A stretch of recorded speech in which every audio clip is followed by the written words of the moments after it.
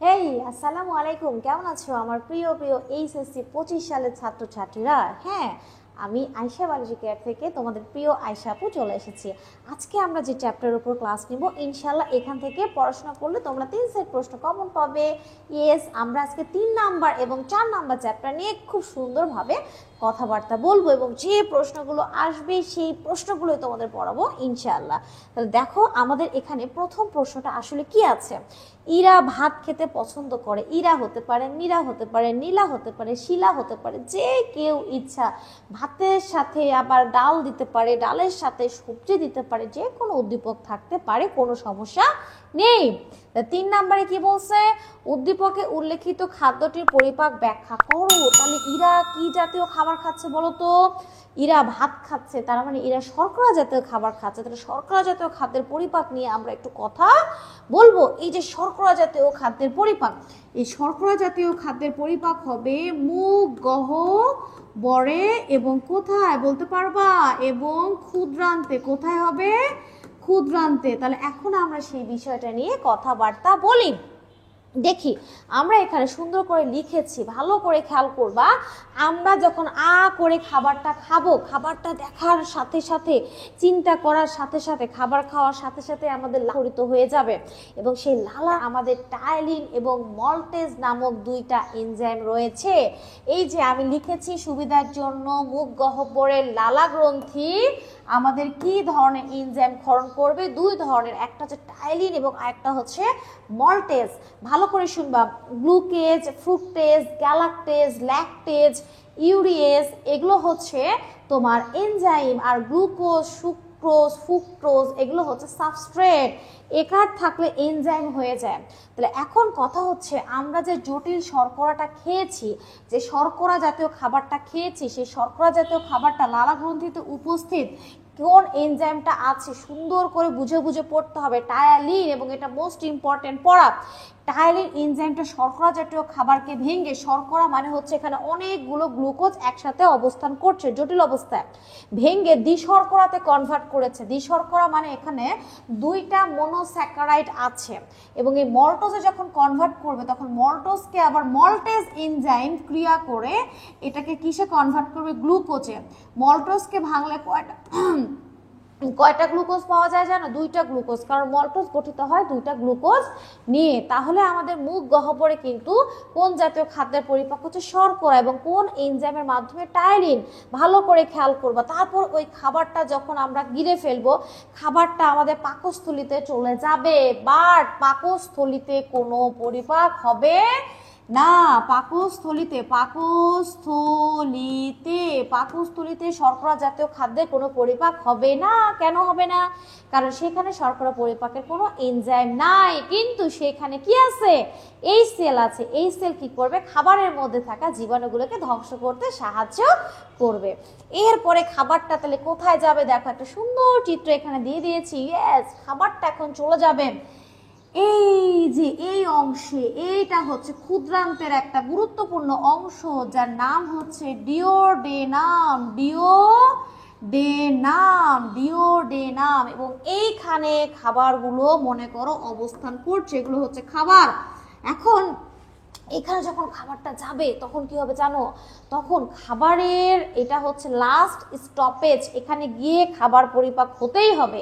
এবং এইখানে খাবারটা যখন যাবে তখন এই যে ক্ষুদ্রান্ত ডিওডেনাম, এখান থেকে নিশ্চিত হবে কিছু এনজাইম, এবং সেই সাথে এই যে তোমার কি আছে? অগ্নাশয়। এই অগ্নাশয় থেকেও এনজাইম নিশ্চিত হবে হয়ে এইখানে তোমার এনজাইমগুলো কাজ করবে কার ওপর? শর্করা জাতীয় খাদ্যের ওপর।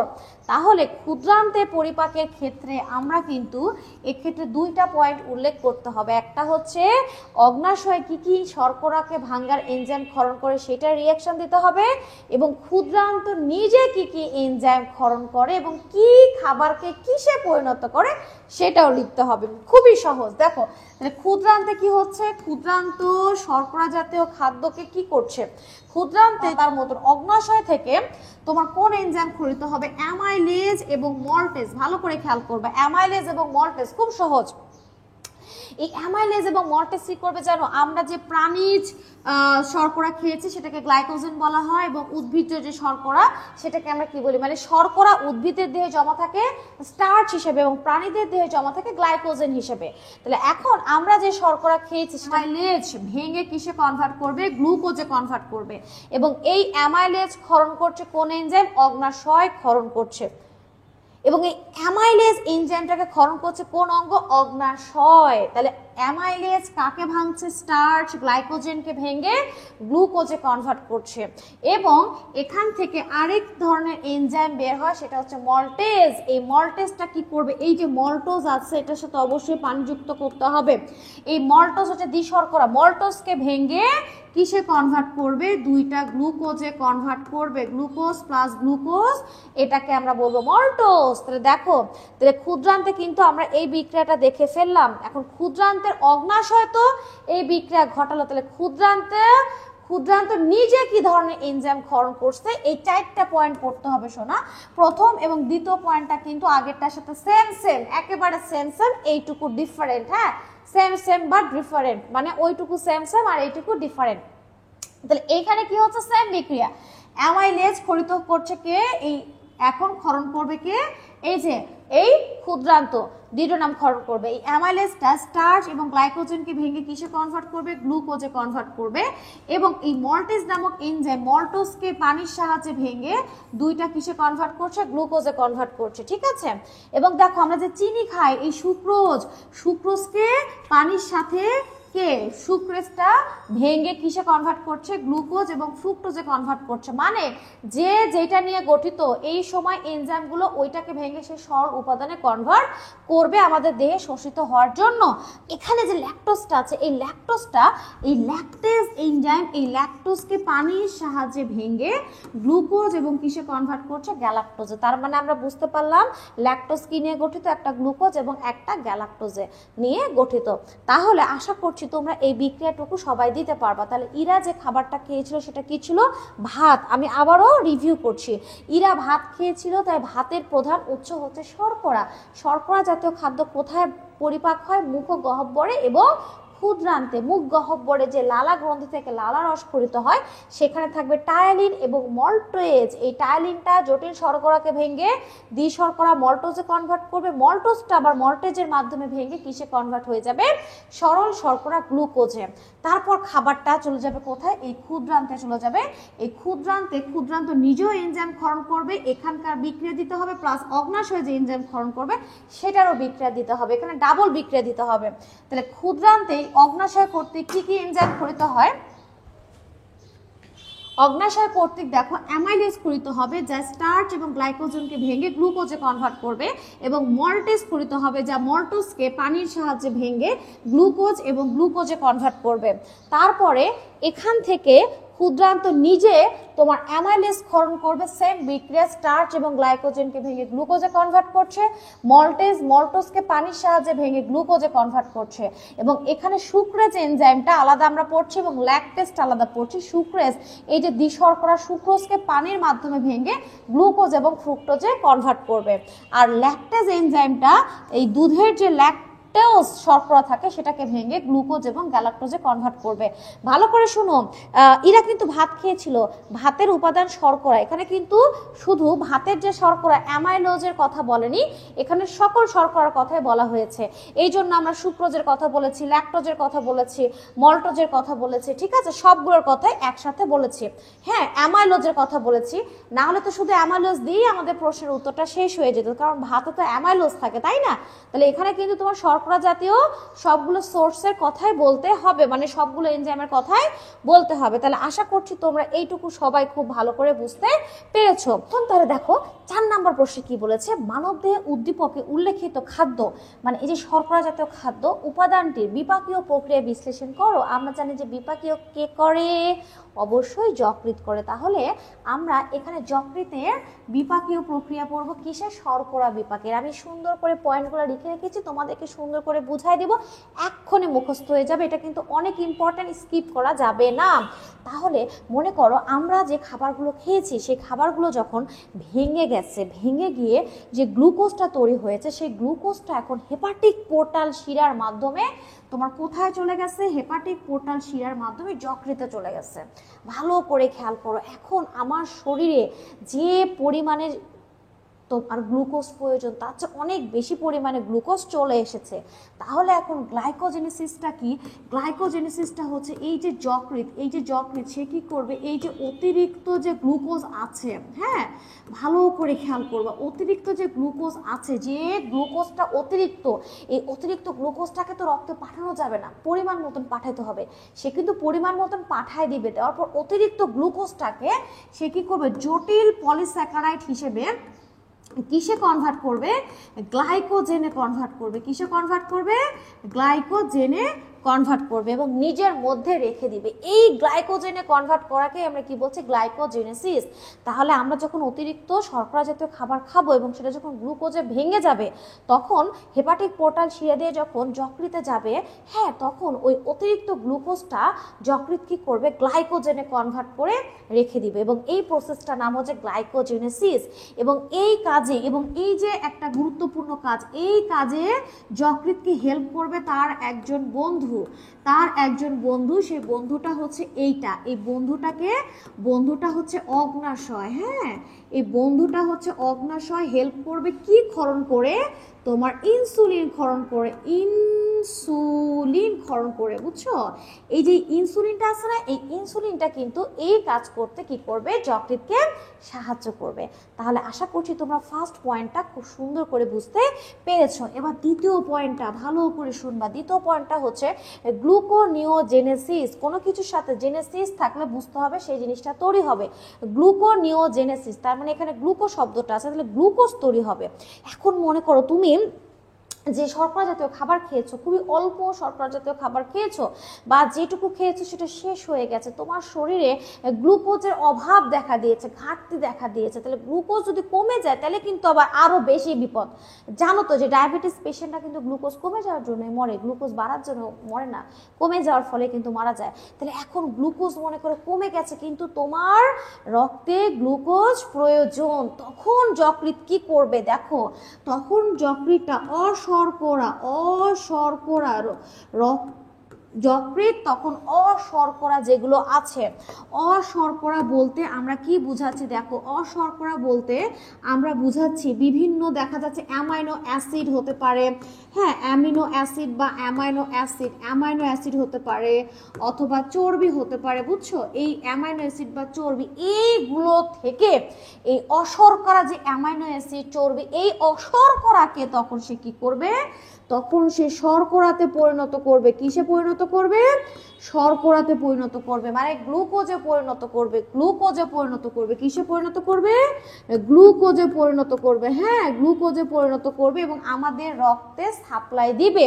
এবং এই কাজেও কিন্তু হেল্প করবে তার এই বন্ধুটি, এবং এই বন্ধুটি তখন কি ক্ষরণ করবে, তখন ক্ষরণ করবে গ্লুকাগন। কি ক্ষরণ করবে, গ্লুকাগন। এবং এই গ্লুকাগন হরমোনটা অশর্করাকে শর্করাতে পরিণত করে জীবন বাঁচাতে কি করবে, সাহায্য করবে। তাহলে আমরা এই দুইটা পয়েন্ট আশা করছি সবাই বুঝতে পেরেছো। এবার 3 নাম্বার পয়েন্ট হচ্ছে গ্লাইকোজেনোলাইসিস। দেখো এটা শেষে লাইসিস আছে, তার মানে এখানে কি হয়ে যাবে, কোনো কিছু ভেঙে যাবে। গ্লাইকোজেনোলাইসিস তার মানে গ্লাইকোজেনো মানে গ্লাইকোজেন ভেঙে যাবে। মনে করো তোমার শরীরে এখনো শর্করার ঘাটতি হয়েছে, কিন্তু যকৃতে পর্যাপ্ত গ্লাইকোজেন জমা আছে, তখন যকৃৎ কি করবে দেখো, গ্লাইকোজেন, এই যে গ্লাইকোজেন, সেই গ্লাইকোজেনকে সে কি করে ফেলবে, ভেঙে ফেলবে। ভালো করে বুঝো, গ্লাইকোজেনকে ভেঙে সে শর্করাকে কনভার্ট করবে, মানে এই গ্লুকোজে কনভার্ট করবে, এবং এই কাজেও তাকে হেল্প করবে এই অগ্ন্যাশয় বন্ধুটি। এবং এখানেও হেল্প করবে কোন এনজাইম ক্ষরণ করে, তোমার গ্লুকাগন ক্ষরণ করে। কি ক্ষরণ করে? গ্লুকাগন ক্ষরণ করে, এবং এই গ্লুকোজটা তখন যকৃৎ রক্তে দিয়ে আমাদের জীবন বাঁচাতে সাহায্য করবে। আরেকটা প্রসেস হচ্ছে লাইপোজেনেসিস। লাইপোজেনেসিস, তারপর লাইপো মানে হচ্ছে লিপিড। তাহলে এই ঘটনাটা হচ্ছে, মনে করো আমরা যখন অতিরিক্ত পরিমাণে শর্করা খেয়ে ফেলি, এখন মনে করো আমরা অতিরিক্ত কি খেয়ে ফেলছি?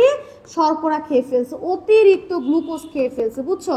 এই গ্লুকোজটা কিন্তু শক্তির উৎস আমরা সবাই জানি, এবং এটা গ্লাইকোজেনে জমা থাকে অতিরিক্ত হলে। কিন্তু এত বেশি তুমি গ্লুকোজ খেয়ে ফেলছো, এত বেশি খেয়ে ফেলছো যে গ্লাইকোজেন হিসেবে জমা রাখার জায়গা যকৃতে নাই, আবার শক্তিও অনেক বেশি উৎপাদন হয়ে যাবে। তখন এই যকৃৎ কি করবে? অতিরিক্ত গ্লুকোজকে সে কিসে কনভার্ট করবে জানো? টিজিতে কনভার্ট করবে, মানে ট্রাইগ্লিসারাইড নামক একটা চর্বি কোলেস্টেরলে কনভার্ট করবে। এবং এইটা হচ্ছে ব্যাড কোলেস্টেরল, খারাপ কোলেস্টেরল, এটা ভীষণ খারাপ। এবং এই কোলেস্টেরলটা যখন রক্তে যাবে ভাই, তখন কি হবে জানো? এই যে রক্তবাহিকা, এই রক্তবাহিকাতে এটা কি করবে? জমে যাবে। এই যে জমে গেল, জমে গিয়ে সেটা ধমনীটা ব্লক করে দিবে, এবং এই যে ধমনীটাকে সরু করে দিবে, ফলে করোনারি থ্রম্বোসিস নামক হৃদরোগের সৃষ্টি হয়, অ্যানজাইনা বা হার্ট অ্যাটাক বা স্ট্রোক হয়ে যেতে পারে। তাহলে অতিরিক্ত শর্করা খাওয়া যাবে না, এইটা আমাদের জন্য অনেক ক্ষতিকর। তাহলে দেখো আমাদের কিন্তু পড়া কমপ্লিট হয়ে গেছে। এবার আমি ছোট্ট করে খুব সুন্দর করে বুঝাই দেব, তোমরা সবাই খুব সুন্দর করে খেয়াল করবে। দেখো আমরা কি পড়ছি, 4 নাম্বার পয়েন্টটা কি পড়ছি? মানবদেহে উদ্দীপকে উল্লেখিত খাদ্য উপাদানটি মানে শর্করার বিপাকীয় প্রক্রিয়া বিশ্লেষণ করো। এই কাজটা কে করবে? যকৃৎ। তাহলে কয়টা ধাপে করবে? 4টা ধাপে। হ্যাঁ, গ্লাইকোজেনেসিস, এই প্রক্রিয়ায় অতিরিক্ত গ্লুকোজটাকে সে কি হিসেবে জমা রাখবে? গ্লাইকোজেন হিসেবে জমা রাখবে। কোথায়? যকৃতের নিজের মধ্যে জমা রাখবে। এবং এই কাজে হেল্প করবে অগ্নাশয় কি হরমোন ক্ষরণ করে? ইনসুলিন হরমোন ক্ষরণ করে। তারপরে দ্বিতীয় ধাপটা হচ্ছে গ্লুকোনিওজেনেসিস। এই ধাপে তোমার কি তৈরি হবে? গ্লুকোজ তৈরি হবে, মানে অশর্করা থেকে শর্করা তৈরি হবে। হ্যাঁ, এবং এই কাজে দেখো কারা কারা অংশগ্রহণ করবে? অ্যামাইনো অ্যাসিড, চর্বি, মানে এরা তো অশর্করা, এরা তখন কি হবে? এই শর্করাতে পরিণত হবে। এক্ষেত্রে হেল্প করবে এই অগ্নাশয় কি হরমোন ক্ষরণ করে? গ্লুকাগন হরমোন ক্ষরণ করে। তাহলে একটা বেড়ে গেলে ক্ষরণ হচ্ছে, একটা কমে গেলে ক্ষরণ হচ্ছে। আরেকটা প্রসেস আছে গ্লাইকোজেনোলাইসিস। লাইসিস মানে ভেঙে যাওয়া। কি ভেঙে যাবে? গ্লাইকোজেন। আমার শরীরে অতিরিক্ত গ্লাইকোজেন আছে, কিন্তু গ্লুকোজের স্বল্পতা দেখা দিয়েছে, তখন এই গ্লাইকোজেনটা আমরা ভেঙে ফেলবো। এটা হচ্ছে ব্যাংকের মতন, যেমন আমি অতিরিক্ত টাকা পয়সা জমা করে রেখে দিচ্ছি, বিপদের সময় আমি সেটাকে কি করব? ব্যবহার করব। তাহলে দেখো এটা কিন্তু যকৃৎ একটা ব্যাংকের মতন কাজ করে। অতিরিক্ত গ্লুকোজকে গ্লাইকোজেন হিসেবে সে জমা রেখেছে, এখন আমার শরীরে গ্লুকোজ প্রয়োজন, আমি বলছি আমাকে গ্লুকোজ দাও, তখন সে কি করবে? এই গ্লাইকোজেনটাকে ভেঙে ফেলবে। এক্ষেত্রে হেল্প করবে তার এই বন্ধুটি কি হরমোন ক্ষরণ করে? গ্লুকাগন। এবং তখন এই গ্লাইকোজেনটা কিসে কনভার্ট হয়ে যাবে? গ্লুকোজে কনভার্ট হয়ে যাবে। শেষের ধাপটা হচ্ছে লাইপোজেনেসিস। মনে করো আমরা অতিরিক্ত গ্লুকোজ, অতিরিক্ত শর্করা খেয়ে ফেলেছি, তাহলে এই শর্করা জমা রাখা জায়গা যকৃতে নেই, অতিরিক্ত বেশি, তখন সেই অতিরিক্ত গ্লুকোজগুলোকে কিসে কনভার্ট করবে? ট্রাইগ্লিসারাইড, টিজিতে কনভার্ট করবে। এটা হচ্ছে ব্যাড কোলেস্টেরল। এবং এইটা কোথায় জমা থাকে? যে ধমনীর দেখো দুই প্রান্তে জমা হচ্ছে, প্লাক বা ব্লকের সৃষ্টি করছে, ফলে করোনারি থ্রম্বোসিস নামক মারাত্মক হৃদরোগের সূচনা হয়, এবং এখান থেকে হার্ট অ্যাটাক, স্ট্রোক হয়ে যেতে পারে বা হয়। তাহলে আশা করছি এই গুরুত্বপূর্ণ প্রশ্নটা তোমরা সবাই খুব সুন্দর করে মনোযোগ সহকারে পড়েছো বা পড়বে এবং বুঝতে পেরেছো। তাহলে দেখো এখন আমরা যে প্রশ্নটা পড়বো সে প্রশ্নটা ভীষণ সহজ। উচ্চ মাধ্যমিক শ্রেণীর ছাত্র রনি মানবদেহের পরিপাকতন্ত্র সম্পর্কে পড়ে জানতে পারলো যে ডায়াফ্রামের নিচে হ্যাঁ একটি বাঁকানো থলে আছে। ডায়াফ্রাম মধ্যচ্ছদার নিচে বাঁকানো থলে, অবশ্যই পাকস্থলীর কথা বলেছে। থলিটির ডান পাশে রয়েছে, থলিটির এখানে থলিটির হবে, হ্যাঁ থলিটির ডান পাশে রয়েছে একটি বড় গ্রন্থি যা পরিপাকে গুরুত্বপূর্ণ ভূমিকা পালন করে।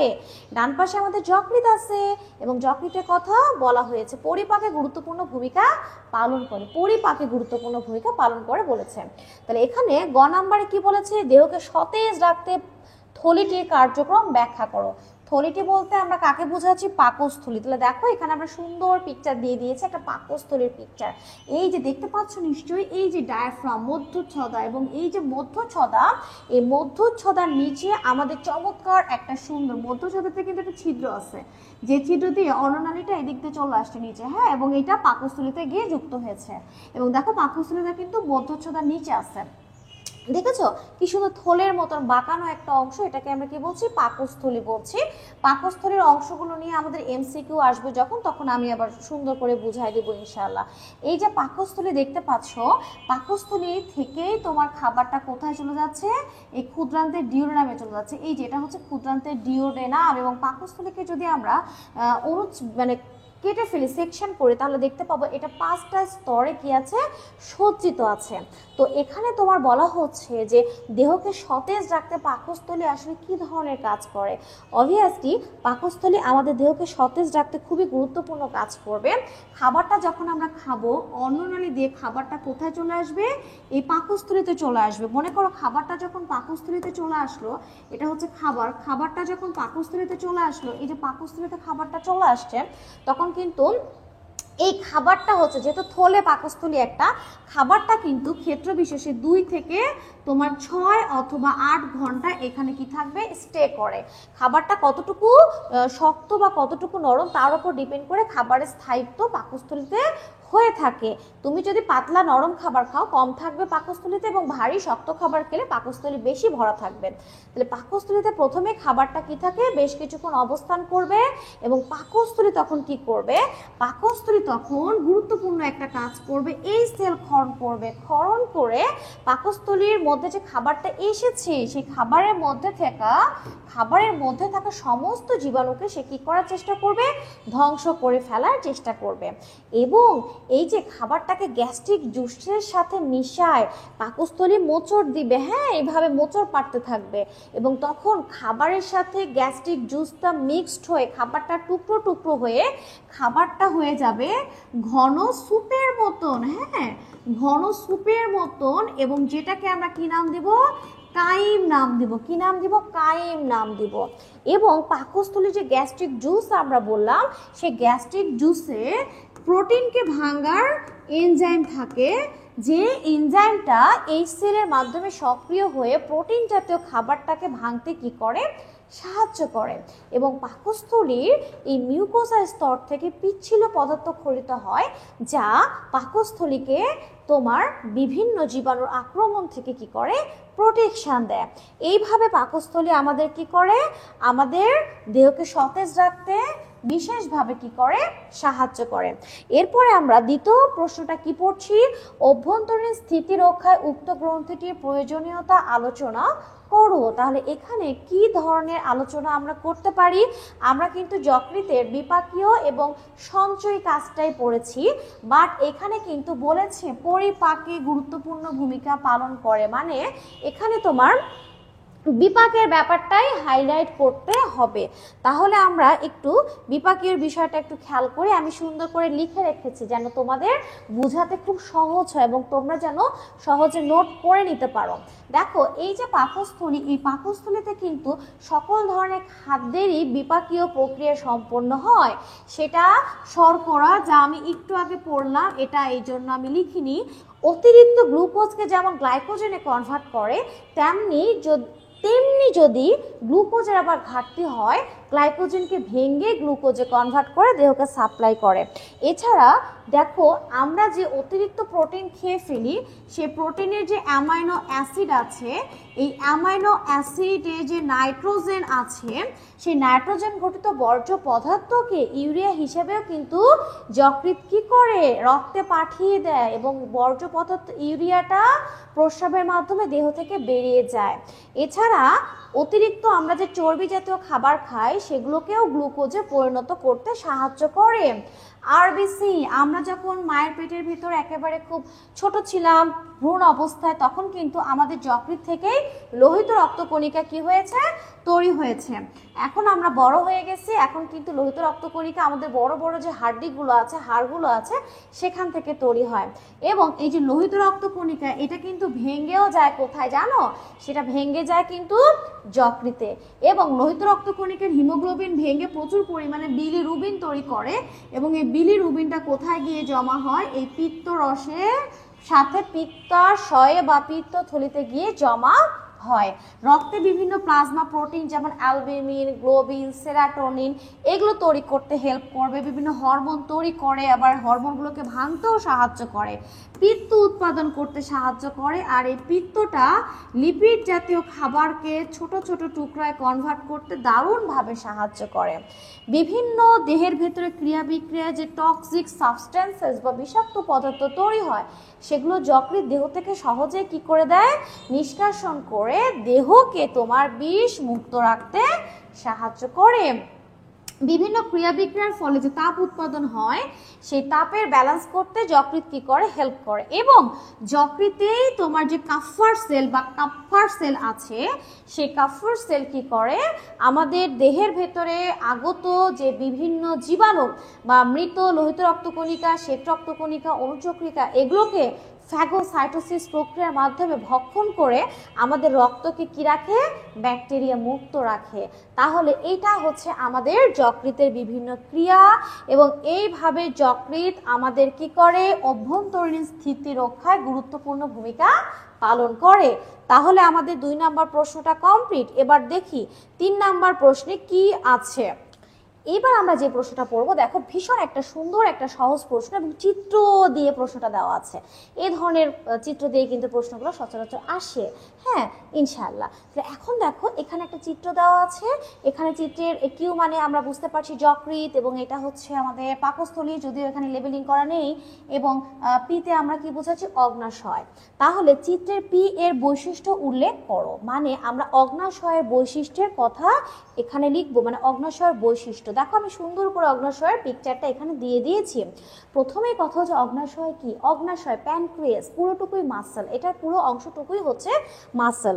এবং এইটা কেমন দেখতে, এটা হচ্ছে পাতার মতন দেখতে একটা বিশেষ অঙ্গ, যা গ্রন্থি হিসেবে পরিচিত। এবং এইটার 3টা অংশ আছে, যেটা ডিউডেনামের মধ্যে ঢোকানো থাকে, যে অংশটা একটু চওড়া, এটাকে আমরা বলবো মাথা, এবং যে অংশটা সরু এটাকে আমরা কি বলবো, লেজ। মনে রাখবা লেজ তো সবসময় সরুই হয়। এবং মাঝখানের যে অংশটা, এটাকে আমরা কি বলছি, দেহ। তাহলে সরু অংশটা হচ্ছে লেজ, এবং এই চওড়া অংশটাকে আমরা কি বলছি, মাথা, এবং মাঝের অংশটাকে আমরা কি বলছি, দেহ। যদি অগ্ন্যাশয়কে আমরা ডিসেকশন করি, তাহলে আমরা ঠিক এইরকম ধরনের পিকচার দেখতে পাবো। মানে অগ্ন্যাশয়কে ঘিরে থাকবে বৃত্তাকারে বেশ কিছু ছোট ছোট খণ্ড, যেগুলোকে আমরা কি বলছি, লোবিউল। এবং লোবিউলের মাঝখানে দেখো একটা ফাঁকা জায়গা আছে, এটাকে আমরা লুমেন বলবো।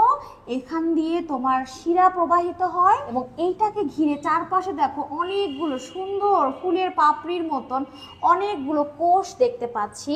এইগুলোকে আমরা বলছি লোবিউল কোষ। কি বলছি, লোবিউল কোষ। এবং এই কোষগুলোই তোমার এনজাইম ক্ষরণ করে, এবং নালীর মাধ্যমে সেটা বাহিত হয়ে এই কাছাকাছি জায়গাতেই পতিত হয়। এই যে নালী দেখা হয়েছে, এই যে সুন্দর করে নালী দেখানো হয়েছে, ওকে। এবং দেখো এই লোবিউলের ফাঁকে ফাঁকে যে গুচ্ছাকারে কিছু কোষ দেখতে পাওয়া যায়, এই গুচ্ছকে বলা হয় আইলেটস অফ ল্যাঙ্গারহ্যান্স। এই আইলেটস অফ ল্যাঙ্গারহ্যান্সে যে বিটা কোষ থাকে, এইটা আমাদের দেহের গুরুত্বপূর্ণ হরমোন ইনসুলিন ক্ষরণ করে, হ্যাঁ। আর কিছু কোষ থাকে আলফা, যা আমাদের গ্লুকাগন ক্ষরণ করে। কিছু কোষকে আমরা কি বলবো, ডেল্টা কোষ। এটা আবার কি করে জানো, সোমাটোস্ট্যাটিন হরমোন ক্ষরণ করে। আলফা এবং বিটা কোষকে বলে যে তোরা আরো ইনসুলিন ক্ষরণ কর, আরো গ্লুকাগন ক্ষরণ কর। এবং গামা কোষ এটা কি করে জানো, পলিপেপটাইড তৈরি করে। তাহলে এইগুলো গেল আমাদের অগ্ন্যাশয়ের বিশেষ বৈশিষ্ট্য বা পরিচিতি। এবং দেখো এই যে অগ্ন্যাশয়ের আইলেটস অফ ল্যাঙ্গারহ্যান্স, এগুলো অন্তঃক্ষরা গ্রন্থি হিসেবে কাজ করবে অন্তঃক্ষরা গ্রন্থি এবং এটা ক্ষরণ করবে হরমোন। হ্যাঁ, রক্তের মাধ্যমে এগুলো বাহিত হবে, কোনো নালিকার মাধ্যমে নয়। এবং এই যে খণ্ড খণ্ড লোবিউল আছে এই কোষগুলো তোমার কাজ করবে বহিঃক্ষরা গ্রন্থি হিসেবে এবং কি ক্ষরণ করবে এনজাইম।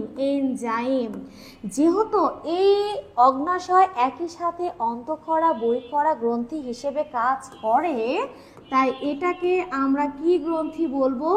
মিশ্র গ্রন্থি। অগ্নাশয় অন্তঃক্ষরা গ্রন্থি হিসেবে কি হরমোন ক্ষরণ করবে? আমরা একটু আগে বললাম ইনসুলিন, গ্লুকাগন, সোমাটোস্ট্যাটিন।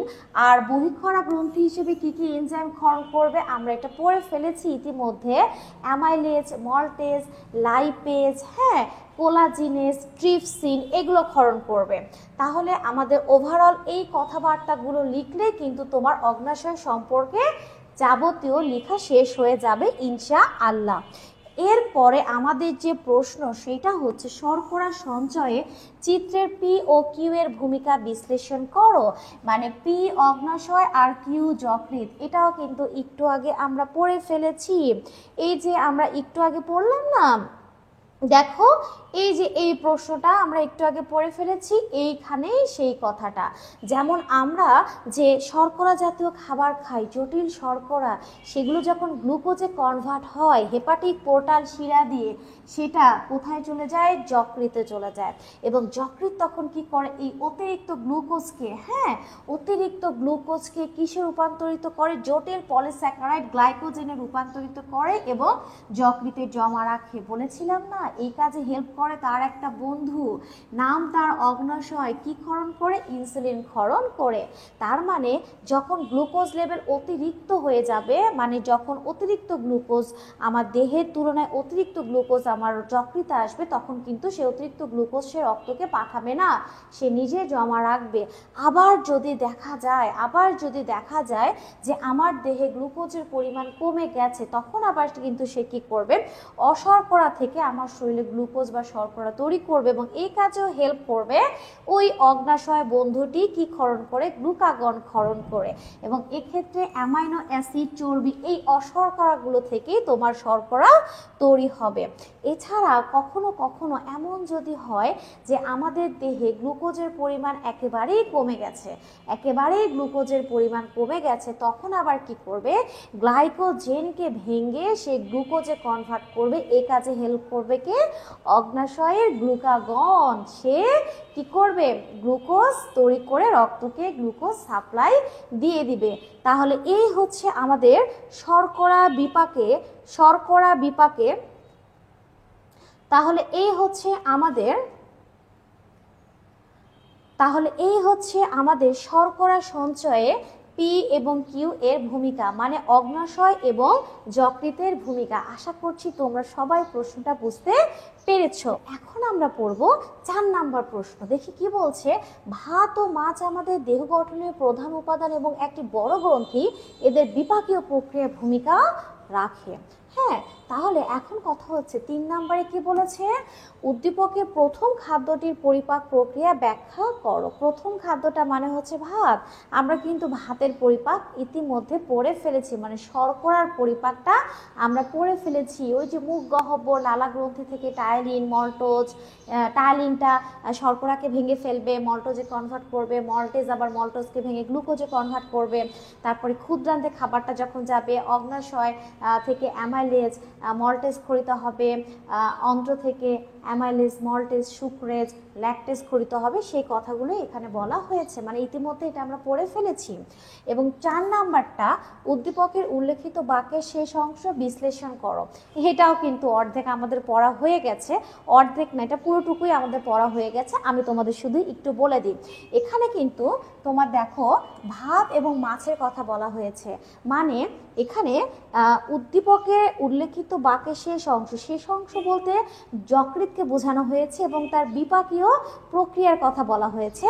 এবং কি ভাত মানে শর্করা এবং মাছ মানে হচ্ছে আমিষ। তাহলে আমরা ভাত মানে শর্করা, শর্করা বিপাকের ক্ষেত্রে কিন্তু আমরা 4টা ইকুয়েশন বারবার পড়ছি। ইকুয়েশনগুলো কি কি দেখি, এই যে গ্লাইকোজেনেসিস এটা আমরা পড়ে ফেলেছি, তারপর গ্লুকোনিওজেনেসিস এটাও আমরা পড়ে ফেলেছি, হ্যাঁ, গ্লাইকোজেনোলাইসিস এবং লাইপোজেনেসিস এটা হচ্ছে শর্করা বিপাকের ক্ষেত্রে যকৃতের ভূমিকা।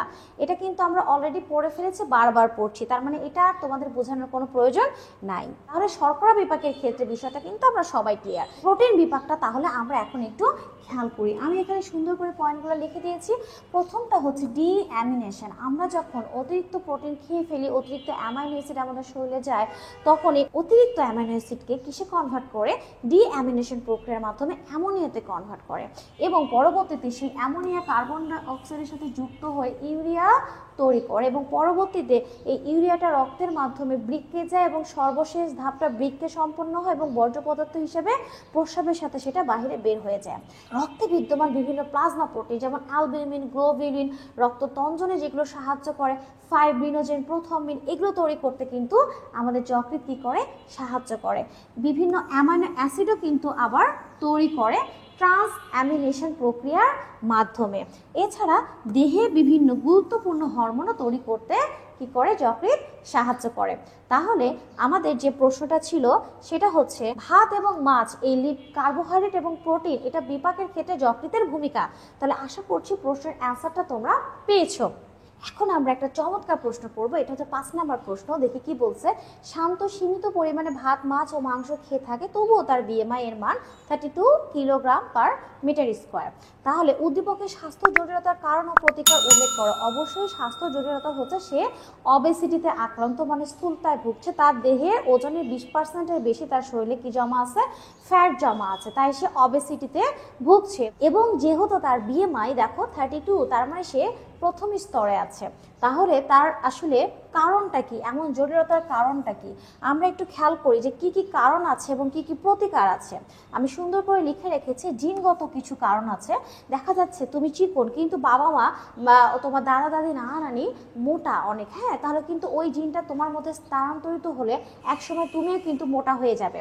অনেক সময় আবেগের কারণে আমরা দেখা যাচ্ছে কারো কাছ থেকে কোনো দুঃখ পেয়েছি, তখন আবেগের কারণে আমরা খাবারটাকে মানে সিলেক্ট করি এবং খাবার খেতে খুব বেশি পছন্দ করি।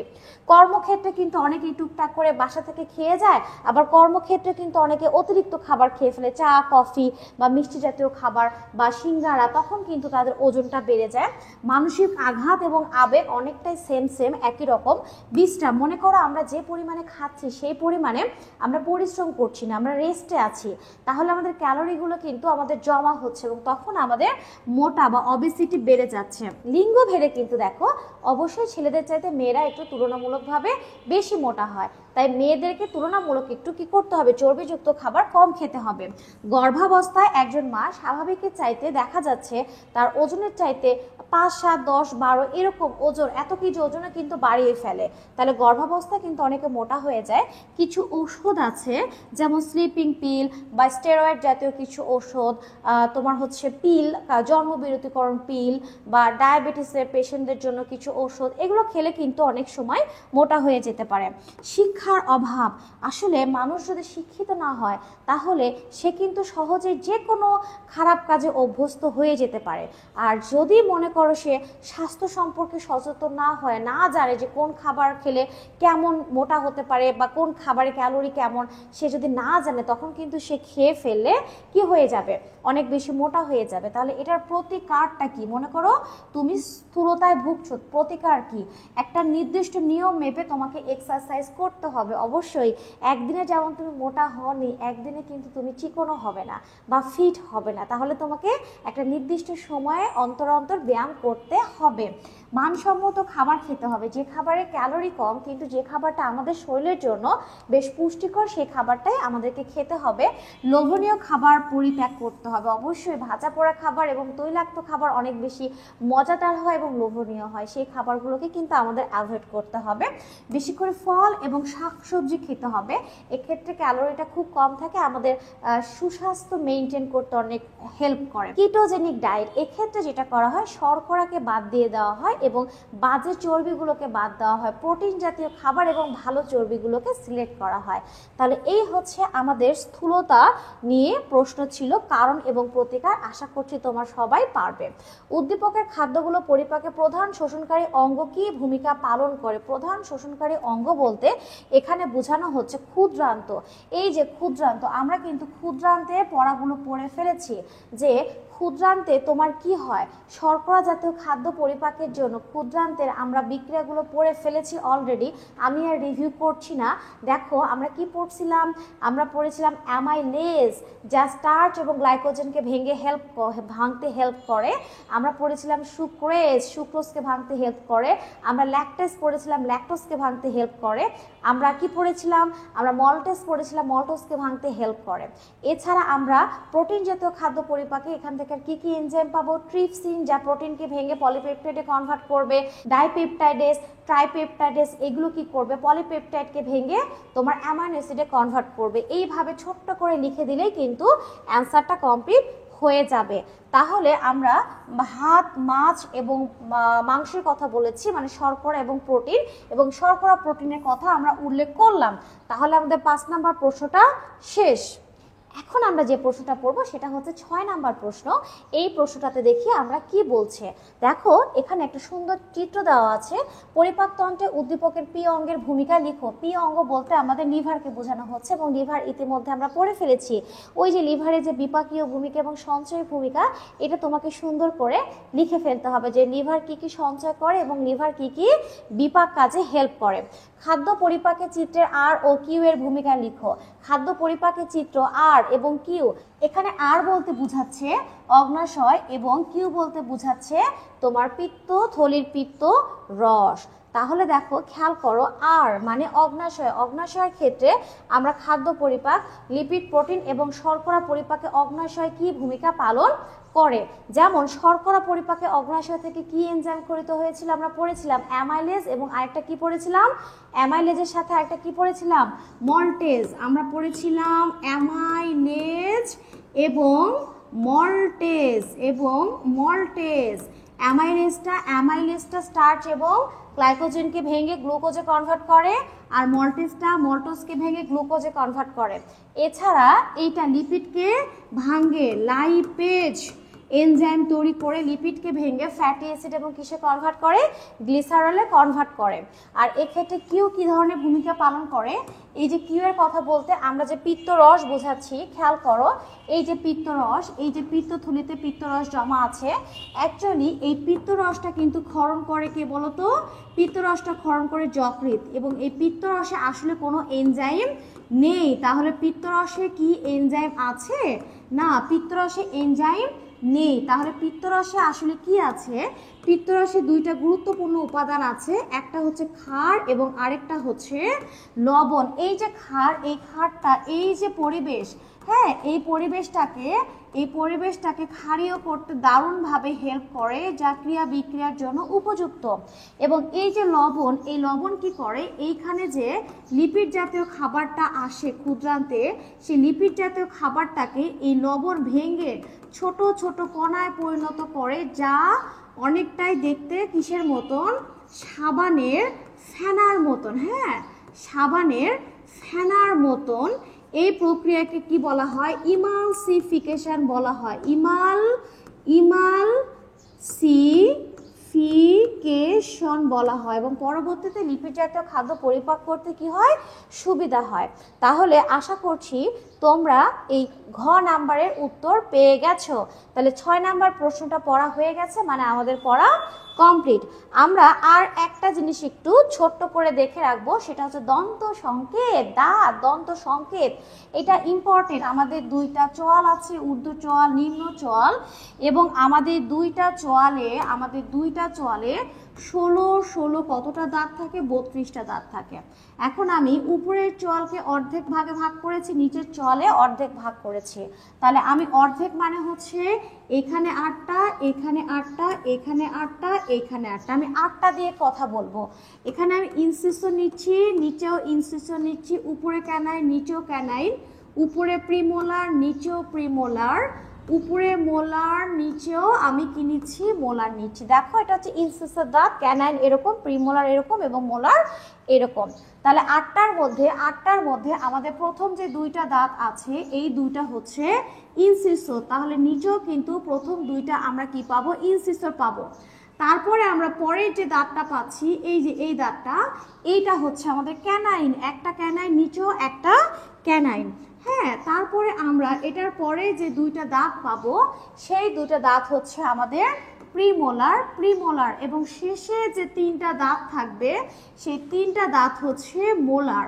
তাহলে আমাদের টোটাল কতটা দাঁত আছে দেখো, আমাদের টোটাল এই যে দাঁত, এই দাঁতটাকে আমরা কত দিয়ে গুণ করব 2, তাহলে 8, উপরে 16টা আছে নিচে 16টা, টোটাল আমাদের দাঁত হচ্ছে 32টা। টোটাল আমাদের দাঁত হচ্ছে 32টা। এই 32টা দাঁতের মধ্যে এই যে লাস্টের যে দাঁতটা আছে 4টা দাঁত, এই দাঁতগুলোকে আমরা কি বলি আক্কেলমারি বলি। এগুলো হচ্ছে নিষ্ক্রিয় দাঁত, এটা সবার নাও থাকতে পারে। এই হচ্ছে একটা অ্যাডাল্ট মানুষের দাঁতের ফর্মুলা। এখন যদি বলা হয় একটা মায়ের সাথে তার সন্তানের ছোট বাচ্চার দাঁতের পার্থক্য কত, তাহলে আমরা কি বলবো দেখো, ছোট বাচ্চাতে কিন্তু এই প্রিমোলারটা থাকে না, আমি সহজেই এটা মুছে দিলাম, প্রিমোলার থাকবে না এবং মোলার থাকবে কয়টা করে, মোলার থাকবে 2টা করে, মোলার থাকবে 2টা করে, মানে তাদের এই আক্কেলমারি থাকবে না। যে দুধের বাচ্চাটা দুধ দাঁত তার আক্কেলমারি থাকবে না, তাহলে তার কতটা করে দাঁত আছে 5টা করে দাঁত আছে, তাই না? আমরা 2 দিয়ে গুণ করলাম, তাহলে উপরে 10টা আছে নিচে 10টা আছে, তাহলে দুধ দাঁতের সংখ্যা কত 20টা। তাহলে আশা করছি তোমরা খুব সুন্দরভাবে ক্লাসটা করেছো এবং এই অংশ থেকে যা কিছু আছে সব কিছুই পারবে। ছোট্ট করে যদি তোমাদের প্রয়োজন হয় তাহলে আর একটা জিনিস তোমরা পড়ে ফেলবা, সেইটা হচ্ছে যকৃতের গঠন, সেইটা হচ্ছে যকৃতের গঠন। এই যে এই যকৃতের গঠনটা তোমাদের জন্য ইম্পর্টেন্ট। আমরা যকৃতের গঠন নিয়ে একটু কথাবার্তা বলি। যকৃতটা হচ্ছে আমাদের এটা পরীক্ষাতে আসার মতন, যকৃতটা হচ্ছে আমাদের উদর গহ্বরের উপরে ডান পাশে অবস্থিত, ডায়াফ্রামের নিচে। হ্যাঁ, এবং এটার 2টা খণ্ড থাকে, ডানেরটা বড় বামেরটা ছোট, এছাড়াও আরো 2টা খণ্ড থাকবে, কর্ডেট কোয়াড্রেট, 4টা অসম্পূর্ণ খণ্ড নিয়ে এটা গঠিত। ভালো করে শুনবা। এবং এইটা ক্যাপসুল নামক পর্দায় আবৃত। বড় যে প্রকোষ্ঠ মানে খণ্ডটা আছে লোব, এটার ভেতরের যে খাঁজ আছে সেখানে তোমার পিত্তথলি থাকে এবং সেই পিত্তথলিতে যকৃৎ থেকে যে পিত্ত রস ক্ষরিত হয় সেটা ওখানে গিয়ে জমা হয়। ভালো করে খেয়াল করবা, এই যে যকৃৎ, এই যকৃৎটা গ্লিসার নামক পর্দায় আবৃত এবং এই পর্দাটা যকৃতের ভেতরে গিয়ে এই যে লোব ছিল এই লোবগুলোকে আরো খণ্ডে খণ্ডে বিভক্ত করে, এরকম বহুভুজ আকৃতির লোবিউলে বিভক্ত করে। দেখো এই যে লোবিউলে বিভক্ত করে এবং লোবিউলগুলো হতে পারে 5 কোণ যুক্ত অথবা 6 কোণ যুক্ত, এগুলো হচ্ছে লোবিউল। এবং লোবিউলের ভেতরে ফাঁকা জায়গা থাকে যেটাকে আমরা কি বলি কেন্দ্রীয় শিরা। লোবিউলের ভেতরে ফাঁকা জায়গা থাকে যেটাকে বলা হয় লুমেন এবং এটা দিয়ে কেন্দ্রীয় শিরা চলে যায়। এবং লোবিউলের ফাঁকে ফাঁকে এগুলো হচ্ছে যকৃতের কোষ অবস্থান করবে এবং এই কোষের ফাঁকে ফাঁকে তোমার ফাঁকা স্থান থাকবে যেটাকে আমরা কি বলি সাইনোসয়েড, এখানে গিয়ে রক্ত অবস্থান করবে এবং এর ভেতরে বিভিন্ন জীবাণু যদি প্রবেশ করে তাহলে সেই জীবাণুগুলোকে ধ্বংস করা কার কাজ? কাফফার সেলের কাজ। এই যে যকৃতের যে কোণগুলো আছে এখানে তোমার 3টা করে কি থাকে? 3টা করে তোমার নালী থাকে, একটা হচ্ছে ধমনী, আরেকটা শিরা এবং আরেকটা হচ্ছে পিত্তনালী এবং এরা একটার সাথে আরেকটা সুন্দরভাবে এইভাবে কি হয় যুক্ত থাকে। এই হচ্ছে আমাদের যকৃতের গঠন। যকৃতের গঠনটা ছোট্ট করে একটু পড়তে হবে। যকৃৎ চাইলে তোমরা ছোট্ট করে এইভাবে একটু পিকচারটা দিয়ে দিবা ছোট্ট করে, হ্যাঁ, জাস্ট পরীক্ষাতে আসতে পারে। তাহলে আমাদের 3 নাম্বার চ্যাপ্টার শেষ এবং 3 নাম্বারের সবগুলো পড়া আমাদের কমপ্লিট। এগুলো পড়লেই আমাদের কমন চলে আসবে ইনশাআল্লাহ। তাহলে দেখো 3 নাম্বার চ্যাপ্টারটা আশা করছি তোমাদের আর কারো কোনো ভুল হবে না। তাহলে 3 নাম্বার চ্যাপ্টার থেকে গুরুত্বপূর্ণ প্রশ্নগুলো কি কি বলো তো? অবশ্যই এতক্ষণ বুঝতে পেরেছো 3 নাম্বার চ্যাপ্টারটা খুব সুন্দর করে পড়বা। এখন আমরা most important chapter 4 number chapter পড়বো, এবং এই 3 এবং 4 পড়লে আল্লাহ পাক চাইলে 3 সেট কমন চলে আসবে ইনশাআল্লাহ। যে প্রশ্নগুলো দিয়েছি ভাই এই প্রশ্নগুলোই পড়বে, এর মধ্যে আবার যেন বাচ্চার দিতে যায় না, ঠিক আছে? এর মধ্যে থেকে বাচ্চার দিতে গেলে কিন্তু বিপদ। তুমি এগুলো পড়বা, এগুলো পড়লে ইনশাআল্লাহ A+ কনফার্ম। তাহলে এখন আমরা দেখো 4 নাম্বার চ্যাপ্টারের প্রথম যে উদ্দীপকটা দেখতে পাচ্ছি, এখানে কিন্তু বেশ কয়েকটা প্রশ্ন আমরা সলভ করব, কিন্তু প্রশ্ন বেশ কয়েকটা হলে কি হবে, অ্যান্সার তো সেম সেম প্রায়, তাই না? আমরা একটু ট্রাই করে দেখি কি অবস্থা। নিচের চিত্রটি লক্ষ্য করো। আচ্ছা, আমরা লক্ষ্য করলাম হৃৎপিণ্ড, শ্বসন অঙ্গ মানে ফুসফুস, এখানে হার্ট, রক্তনালী, দেহকোষ বুঝাচ্ছে। গ নাম্বার উদ্দীপকের হৃৎপিণ্ডের গঠন ব্যাখ্যা করো। তাহলে এখন আমাদের যে কাজটা করতে হবে, একটা হৃৎপিণ্ডের গঠন ব্যাখ্যা করতে হবে। একটা সুন্দর হৃৎপিণ্ড আমরা আঁকাবো এবং হৃৎপিণ্ডের গঠন ব্যাখ্যা করব। উদ্দীপকের সংবহন প্রক্রিয়াটি বিশ্লেষণ করো। খুব সুন্দর করে এখন তোমাকে কি করতে হবে, এই সংবহন প্রক্রিয়াটা বিশ্লেষণ করতে হবে। তাহলে আমরা এখন চলে যাই 3 নাম্বার প্রশ্নে। 3 নাম্বার প্রশ্নে আমাদের কি বলছে, হৃৎপিণ্ডের গঠনটা বর্ণনা করতে বলছে। তাহলে এখন আমরা চমৎকার একটা সুন্দর হৃৎপিণ্ড আঁকানোর চেষ্টা করছি এবং এটার গঠনটা আমরা বর্ণনা করব, ঠিক আছে? এই হৃৎপিণ্ডটা কিন্তু আমাদের জন্য খুব ইম্পর্টেন্ট, এটা কিন্তু আমাদের কাজে লাগবে। দেখো হৃৎপিণ্ডের পিকচার আঁকানো কিন্তু ভীষণ সহজ।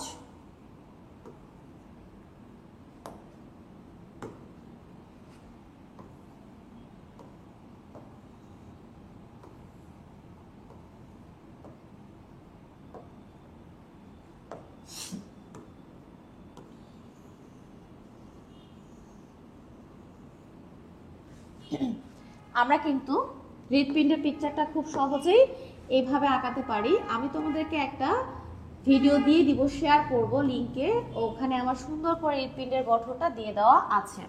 আশা করছি ওই ভিডিওটা দেখলে তোমরা খুব দ্রুত কি করতে পারবে, আঁকাতে পারবে। এগুলো মুখ কিন্তু ওপেন থাকবে, হ্যাঁ এগুলো ওপেন থাকবে, ঠিক আছে?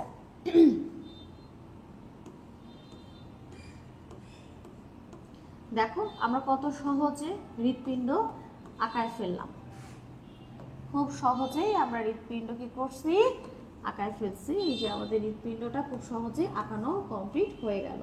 তাহলে এখন আমাদের এই যে হৃৎপিণ্ড, একটা চমৎকার হৃৎপিণ্ড হয়ে গেছে না, একটা সুন্দর হার্ট হয়ে গেছে। দেখছো কত দ্রুত আমরা হার্টটা আঁকায় ফেলছি, এবং এখন আমরা এই হার্টের সম্পর্কে বর্ণনা করব। ইয়েস, হৃৎপিণ্ডটা কি? হৃৎপিণ্ডটা হচ্ছে আমাদের যে বক্ষ পিঞ্জর আছে, আমাদের যে স্টারনাম, এবং আমাদের স্টারনামকে ঘিরে যে বক্ষ পিঞ্জর রয়েছে, এই বক্ষ পিঞ্জরে পঞ্চম যে বক্ষ পিঞ্জরটা আছে সেইখানে, হ্যাঁ সেইখানে আমাদের হৃৎপিণ্ডটা অবস্থান করে, সেইখানে আমাদের হৃৎপিণ্ডটা অবস্থান করবে এবং একটু বাম দিকে কাত হয়ে অবস্থান করবে। এটা ত্রিকোণাকার একটা অংশ, উপরের দিকটা একটু চওড়া এবং নিচের দিকটা একটু সরু, এবং এটা হচ্ছে খয়েরি বর্ণের। হ্যাঁ, এই যে হৃৎপিণ্ড, এই হৃৎপিণ্ডকে যদি আমরা লম্বলম্বী ভাবে ভাগ করে ফেলি, লম্বচ্ছেদ করি, তাহলে হৃৎপিণ্ডে আমরা কি কি জিনিস দেখতে পাবো। হৃৎপিণ্ডের গঠনে কিন্তু তোমাকে এই কথাগুলোই বলতে হবে।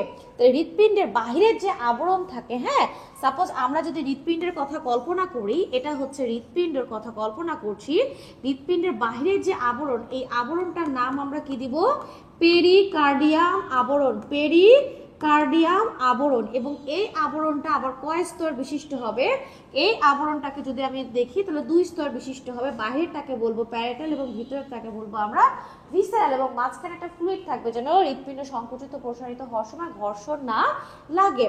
এবং হৃৎপিণ্ডের সহজে আমরা দেখতে পাচ্ছি, হৃৎপিণ্ডের কয়টা প্রকোষ্ঠ আমরা দেখতে পাচ্ছি, হৃৎপিণ্ডের আমরা কয়টা প্রকোষ্ঠ দেখতে পাচ্ছি, 4টা প্রকোষ্ঠ দেখতে পাচ্ছি। দেখো উপরে 2টা হচ্ছে অ্যাট্রিয়াম এবং নিচে 2টা ভেন্ট্রিকল। এইটা হচ্ছে বাম অলিন্দ বা বাম অ্যাট্রিয়াম, এটাকে আমরা বাম অলিন্দ বলবো, এবং এই অংশটা হচ্ছে ডান অলিন্দ বলবো, ডান অলিন্দ। উপরে 2টা হচ্ছে বাম দিকে বাম অলিন্দ, ডান দিকে ডান অলিন্দ, এবং নিচের দিকে হচ্ছে ভেন্ট্রিকল বা নিলয়। তাহলে এই অংশটা হচ্ছে ডান নিলয় বা ডান ভেন্ট্রিকল, আমরা নিলয় লিখছি, এবং এই অংশটা হচ্ছে বাম নিলয়। তাহলে এখন বলো তো হৃৎপিণ্ড কয় প্রকোষ্ঠ বিশিষ্ট? আশা করছি খুব সহজে বলতে পারবা, 4 প্রকোষ্ঠ বিশিষ্ট। উপরে 2টা অলিন্দ থাকবে এবং নিচে 2টা কি থাকবে? ভেন্ট্রিকল থাকবে, নিচে 2টা ভেন্ট্রিকল থাকবে। একটু ভালো করে খেয়াল করলে বুঝতে পারবা হৃৎপিণ্ডের এই যে উপরের অ্যাট্রিয়াম 2টা কিন্তু ছোট আর ভেন্ট্রিকল 2টা কিন্তু তুলনামূলকভাবে বড়। এবং বাম ভেন্ট্রিকলের প্রাচীরটা তুমি দেখতে পাচ্ছ নিশ্চয়ই, এই প্রাচীরটা কিন্তু মাসলটা বেশ পুরু, কারণ এটার কাজ হচ্ছে পুরো ফুসফুসে অক্সিজেন সম্পন্ন রক্ত পরিবহন করা। এই কথাগুলো কিন্তু তোমার হৃৎপিণ্ডের গঠনের ক্ষেত্রে বলতে হবে। হৃৎপিণ্ডকে যখন আমরা কেটে ফেলবো তখন হৃৎপিণ্ডকে যদি আমরা দেখি তাহলে হৃৎপিণ্ডের প্রাচীর 3 স্তর বিশিষ্ট হবে। বাহিরের দিকে যে প্রাচীরটা হৃৎপিণ্ড তুমি দেখলে হাতে নিলেই যে বাহিরের যে অংশটা তুমি দেখতে পাবা, যে প্রাচীরটা একেবারে চর্বি দিয়ে ঢাকা থাকে, ওইটাকে আমরা কি বলবো? ওইটাকে আমরা বলবো এপিকার্ডিয়াম, ঠিক আছে। এবং ভেতরে যে মাসলটা আছে যা সংকুচিত প্রসারিত হয় সেটাকে আমরা কি বলবো? মায়োকার্ডিয়াম। এবং ভিতরের যে ফাঁকা জায়গাগুলো প্রকোষ্ঠ যেখানে আছে যার ভেতর দিয়ে রক্ত প্রবাহিত হবে সেটাকে আমরা কি বলবো? এন্ডোকার্ডিয়াম। তাহলে এইভাবে আমাদের হৃৎপিণ্ডের গঠনটা দিতে হবে। দেখো এই যে ডান অ্যাট্রিয়াম এবং ডান ভেন্ট্রিকলের মাঝখানে তোমার একটা কপাটিকা আছে, এটা হচ্ছে 3 পাল্লা যুক্ত কপাটিকা। হ্যাঁ, 3 পাল্লা যুক্ত। এইটাকে আমরা কি বলবো? ট্রাইকাসপিড কপাটিকা। কি বলবো? এটার নাম হচ্ছে ট্রাইকাসপিড কপাটিকা বা ভালভ। যেটাই ভালভ সেটাই কপাটিকা। আবার বাল্ব না, বুঝছো? বাল্ব না, অনেকে বাল্ব বলে। হ্যাঁ, আচ্ছা যাই হোক, হার্টের হৃদয়ের বাল্ব। হ্যাঁ, হৃদয়ের মধ্যে বাতি জ্বলে গেছে এরকম একটা অবস্থা। তাহলে বাম দিকে 2 পাল্লা বিশিষ্ট কপাটিকা থাকে, এটাকে আমরা কি বলবো? বাইকাসপিড কপাটিকা, বাইকাসপিড কপাটিকা বা মাইট্রাল ভালভ। ভালো করে খেয়াল করবে, এটা 3 পাল্লা বিশিষ্ট এবং এটা হচ্ছে 2 পাল্লা বিশিষ্ট। এটা ডান অ্যাট্রিয়াম ডান ভেন্ট্রিকলের মাঝখানে আর এটা বাম অ্যাট্রিয়াম বাম ভেন্ট্রিকলের মাঝখানে। এছাড়া কিন্তু আরো 2টা কপাটিকা আছে। এই যে দেখো, এটা হচ্ছে অর্ধচন্দ্রাকৃতির একটা কপাটিকা এবং এটাও হচ্ছে অর্ধচন্দ্রাকৃতির একটা কপাটিকা। এই অর্ধচন্দ্রাকৃতির কপাটিকা হচ্ছে সেমিলুনার অ্যাওর্টার দিকে চলে গেছে। এই অংশটা হচ্ছে অ্যাওর্টা, এই জন্য সেমিলুনার অ্যাওর্টিক কপাটিকা। কি কপাটিকা? অ্যাওর্টিক কপাটিকা। সেমিলুনার অ্যাওর্টিক কপাটিকা হচ্ছে এটার নাম। আর এই অর্ধচন্দ্রাকৃতি কপাটিকার নাম হচ্ছে, এটা হচ্ছে সেমিলুনার পালমোনারি কপাটিকা। সেমিলুনার পালমোনারি কপাটিকা, এটা ফুসফুসে চলে গেছে। পালমোনারি কপাটিকা। তাহলে এই হচ্ছে আমাদের একটা সুন্দর হার্টের গঠন। এবং উপরের দিকে যে শিরাটা আছে অনেক বড় চওড়া, এটা হচ্ছে ঊর্ধ্ব মহাশিরা। হ্যাঁ, ঊর্ধ্ব মহাশিরা, এটাকে বলা হয় সুপেরিয়র ভেনা কেভা। এবং নিচের দিকে যে অংশটা দেখতে পাচ্ছ এটা নিচে আছে, এটাকে বলা হবে নিম্ন মহাশিরা, মানে ইনফিরিয়র ভেনা ক্যাভা। এবং এই অংশটা হচ্ছে অ্যাওর্টা, ধমনী, মহাধমনী। এইটা হচ্ছে অ্যাওর্টা বা মহাধমনী। এবং খেয়াল করো, আমরা এখানে যে 2টা জিনিস আমরা দেখতে পাচ্ছি, এইটার নাম হচ্ছে পালমোনারি। এটার নাম হচ্ছে পালমোনারি। হ্যাঁ, এটার নাম পালমোনারি শিরা, এবং এইটার নাম হচ্ছে পালমোনারি ধমনী বা ফুসফুসীয় ধমনী। তাহলে দেখো, আমাদের এক ঢেলে 2 পাখি মারার মতন একটা কাজ হয়ে গেছে। আমাদের চমৎকার একটা সুন্দর হৃৎপিণ্ডের লম্বচ্ছেদ হয়ে গেছে। পরীক্ষাতে যদি আসে হৃৎপিণ্ডের একটি চিহ্নিত চিত্র অঙ্কন করো, তাহলে কিন্তু তুমি এইটা আঁকালে একদম 3 মার্কস কমপ্লিট ইনশাল্লাহ। এছাড়া যদি বলা হয় হৃৎপিণ্ডের গঠন বর্ণনা করো, তারপরেও তুমি চিত্রটা দিয়ে গঠনটা লিখে দিবা, 6 থেকে 7-8 লাইন লিখবো, তাহলে ইনশাল্লাহ কমপ্লিট। এবং এই চিত্রটা আমাদের আরো একটা কাজে লাগবে, এক ঢেলে 3 পাখি, 2 পাখি না 3 পাখি। সেটা হচ্ছে হৃৎপিণ্ডের মাধ্যমে রক্ত সংবহন। এক্ষেত্রেও কিন্তু আমাদের এই পিকচারটা লাগবে। তাহলে দেখো, আমরা কিন্তু 3 নাম্বার প্রশ্নটা পড়ে ফেলেছি। হৃৎপিণ্ডের গঠন ব্যাখ্যা করা আমরা অলরেডি ব্যাখ্যা করে ফেলেছি। বা 4 নাম্বার প্রশ্নটা এখন আমরা পড়বো, রক্ত সংবহন প্রক্রিয়া। রক্ত সংবহন প্রক্রিয়া পড়ার জন্য আমাদের এই চিত্রটাই কিন্তু লাগবে ভাই। আমরা তাহলে এই চিত্রটা দিয়ে একটু সুন্দর করে বোঝানোর চেষ্টা করি। ভালো করে খেয়াল করবা, কোন কালারটা ইউজ করব বলো তো? যে কালারটা ইউজ করলে ভালো হবে, নীল কালারটা ইউজ করি। আচ্ছা, তো দেখো এখন এখন মানবদেহে রক্ত পরিবহনে এটা কিভাবে ভূমিকা পালন করে খেয়াল করে দেখো। এই যে আমরা কি দেখতে পাচ্ছি, আমরা এই যে নিম্ন মহাশিরা দেখতে পাচ্ছি এবং ঊর্ধ্ব মহাশিরা দেখতে পাচ্ছি। ঊর্ধ্ব মহাশিরার মুখটা এখানে এসেছে এবং নিম্ন মহাশিরার মুখটা হচ্ছে এখানে আসছে। তাহলে ঊর্ধ্ব মহাশিরা এবং নিম্ন মহাশিরা দিয়ে আমাদের এই নিম্ন মহাশিরা ঊর্ধ্ব মহাশিরা থেকে আমাদের সারা দেহ থেকে কার্বন ডাই অক্সাইড সমৃদ্ধ রক্ত আমাদের কোথায় প্রবেশ করবে? ডান অ্যাট্রিয়ামে প্রবেশ করবে। ভালো করে খেয়াল করবে প্রথমে, তাহলে আমাদের কি হবে? অ্যাট্রিয়াম দুইটা প্রসারিত হবে। তুমি যদি কোনো কিছু গ্রহণ করতে চাও তাহলে মনে করো তুমি কি সেই জিনিসটা নেওয়ার জন্য কোনো একটা জিনিসকে বড় করবা, হ্যাঁ, থলে বলো বা যে কোনো কিছু বলো, যে ওটার মধ্যে ওই জিনিসটা ধরতে হবে, তাহলে রক্ত এটার মধ্যে আসবে, তাই অ্যাট্রিয়াম দুইটা প্রসারিত হয়ে যাবে। হলে তোমার সারা দেহ থেকে কার্বন ডাই অক্সাইড সমৃদ্ধ রক্ত, হ্যাঁ, ঊর্ধ্ব মহাশিরা নিম্ন মহাশিরা দিয়ে আমাদের কোথায় প্রবেশ করবে? ডান অ্যাট্রিয়ামে। ভালো করে শুনবা। এবং আমরা যে নাক দিয়ে অক্সিজেন নিচ্ছি সেই অক্সিজেনটা পালমোনারি শিরার মাধ্যমে সেই অক্সিজেন সম্পন্ন রক্তটা কোথায় প্রবেশ করবে? বাম অ্যাট্রিয়ামে প্রবেশ করবে। তাহলে কিন্তু এক্ষেত্রে দুইটা অ্যাট্রিয়াম রক্তপূর্ণ হয়ে গেল। ভালো করে শুনবা, খুব সুন্দর করে ছোট ছোট করে লিখবা। এরপরে কি হবে দেখো, এরপরে হবে অ্যাট্রিয়াম দুইটা সংকুচিত হবে, সংকুচিত হয়ে চাপ দিয়ে রক্তটাকে বের করে দিবে। তখন এই দেখো ডান অ্যাট্রিয়াম থেকে ট্রাইকাসপিড কপাটিকা দিয়ে এই কার্বন ডাই অক্সাইড সমৃদ্ধ রক্তটা কোথায় চলে আসবে? ডান নিলয়ে চলে আসবে। এবং এই যে বাম অলিন্দ থেকে বাইকাসপিড কপাটিকা দিয়ে অক্সিজেন সমৃদ্ধ রক্তটা বাম অলিন্দে চলে আসবে। ভালো করে শুনবা। তাহলে এইখানে চলে আসার সময় এই অলিন্দ এবং এই অলিন্দ ভেন্ট্রিকলের মাঝখানে ট্রাইকাসপিড কপাটিকা এবং বাইকাসপিড কপাটিকা এটা কি হবে? খুলে যাবে। এবং এই সময় কিন্তু এই দুইটা কপাটিকা বন্ধ থাকবে। কিন্তু যখনই অ্যাট্রিয়াম থেকে রক্ত ভেন্ট্রিকলে চলে আসবে তখন পুনরায় যেন এই দিকে না যেতে পারে, এই জন্য এই ট্রাইকাসপিড আর বাইকাসপিড কপাটিকাটা তখন কি হয়ে যাবে? বন্ধ হয়ে যাবে। এবং তখন এই দুইটা অর্ধচন্দ্র আকৃতির কপাটিকা কি হয়ে যাবে? খুলে যাবে। বুঝতে পারছো?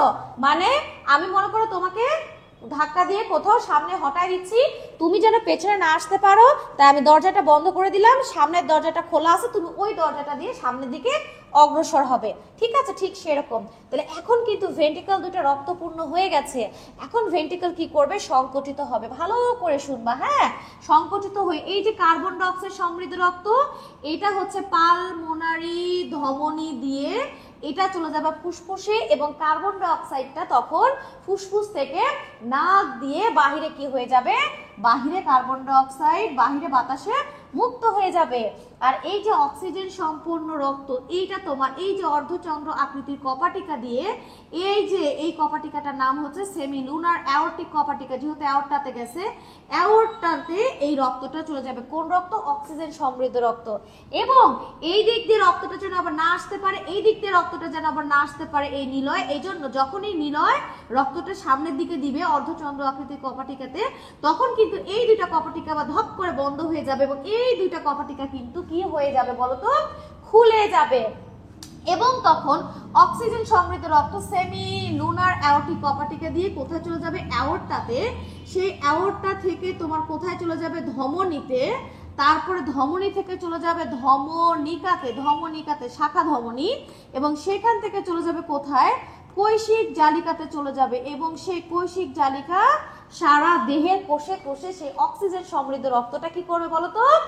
অক্সিজেন সমৃদ্ধ রক্তটা সেই কৈশিক জালিকা থেকে সারা দেহের কোষ সেই রক্তটা গ্রহণ করবে এবং শ্বসন প্রক্রিয়া সম্পন্ন হবে, আবার কার্বন ডাই অক্সাইড উৎপাদন হবে, আবার এই প্রসেসটা সম্পন্ন হবে। এটা হতেই থাকবে, হতেই থাকবে।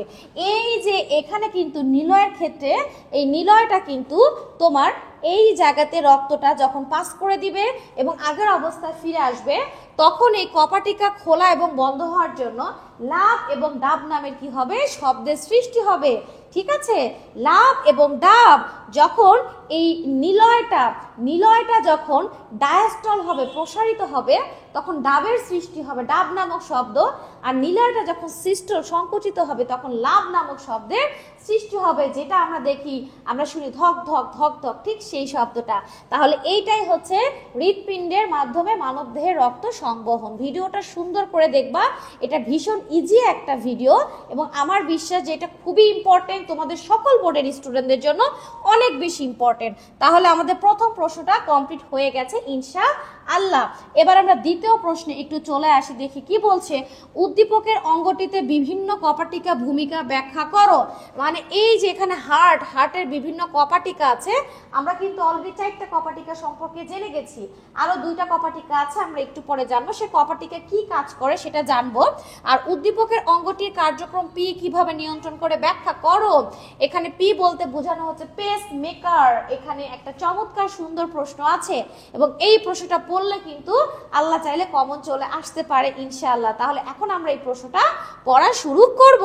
3 নম্বরে যে প্রশ্নটা, হৃৎপিণ্ডের বিভিন্ন কপাটিকার অবস্থান এবং কাজ, এইটা কিন্তু আমাদের এক্ষুনি মুখস্থ হয়ে যাবে 2 মিনিটের মধ্যে, কারণ অলরেডি 4টা কপাটিকা সম্পর্কে আমরা জানি, 2টা কপাটিকা সম্পর্কে আমরা নতুন ভাবে জানবো, তাহলে আমাদের পড়া কমপ্লিট। দেখো একটু ভালো করে খেয়াল করো, এখানে দেওয়া আছে ট্রাইকাসপিড ভালভ। এই দেখো ডান অ্যাট্রিয়াম ডান ভেন্ট্রিকলের মাঝখানে 3 পাল্লা বিশিষ্ট ট্রাইকাসপিড ভালভ আছে।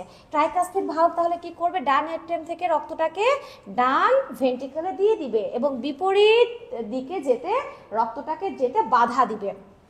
এবং দেখো তারপরে 2 নম্বরে আমরা চলে আসি কপাটিকা, বাইকাসপিড কপাটিকা। এটা কিন্তু বাম অলিন্দ এবং বাম নিলয়ের মাঝখানে আছে 2 পাল্লা বিশিষ্ট।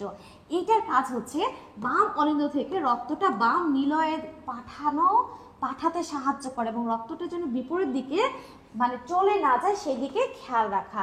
ওকে, আরো 2টা কপাটিকা এখানে দেওয়া আছে। এই দেখো এটা হচ্ছে 3 নাম্বার কপাটিকা। এই কপাটিকাটা হচ্ছে সেমি লুনার, হ্যাঁ, পালমোনারি কপাটিকা। এই কপাটিকার কাজ হচ্ছে এই যে রক্তটাকে ডান নিলয় থেকে রক্তটাকে পালমোনারি ধমনীতে পাঠিয়ে দাও এবং বিপরীত দিকে যেন ফিরে না আসতে পারে সেই দিকে খেয়াল করা। এবং এই যে তোমার 4 নাম্বার কপাটিকা, এইটা হচ্ছে তোমার অর্ধচন্দ্র আকৃতির, এটাও অর্ধচন্দ্র আকৃতির কপাটিকা, সেমি লুনার।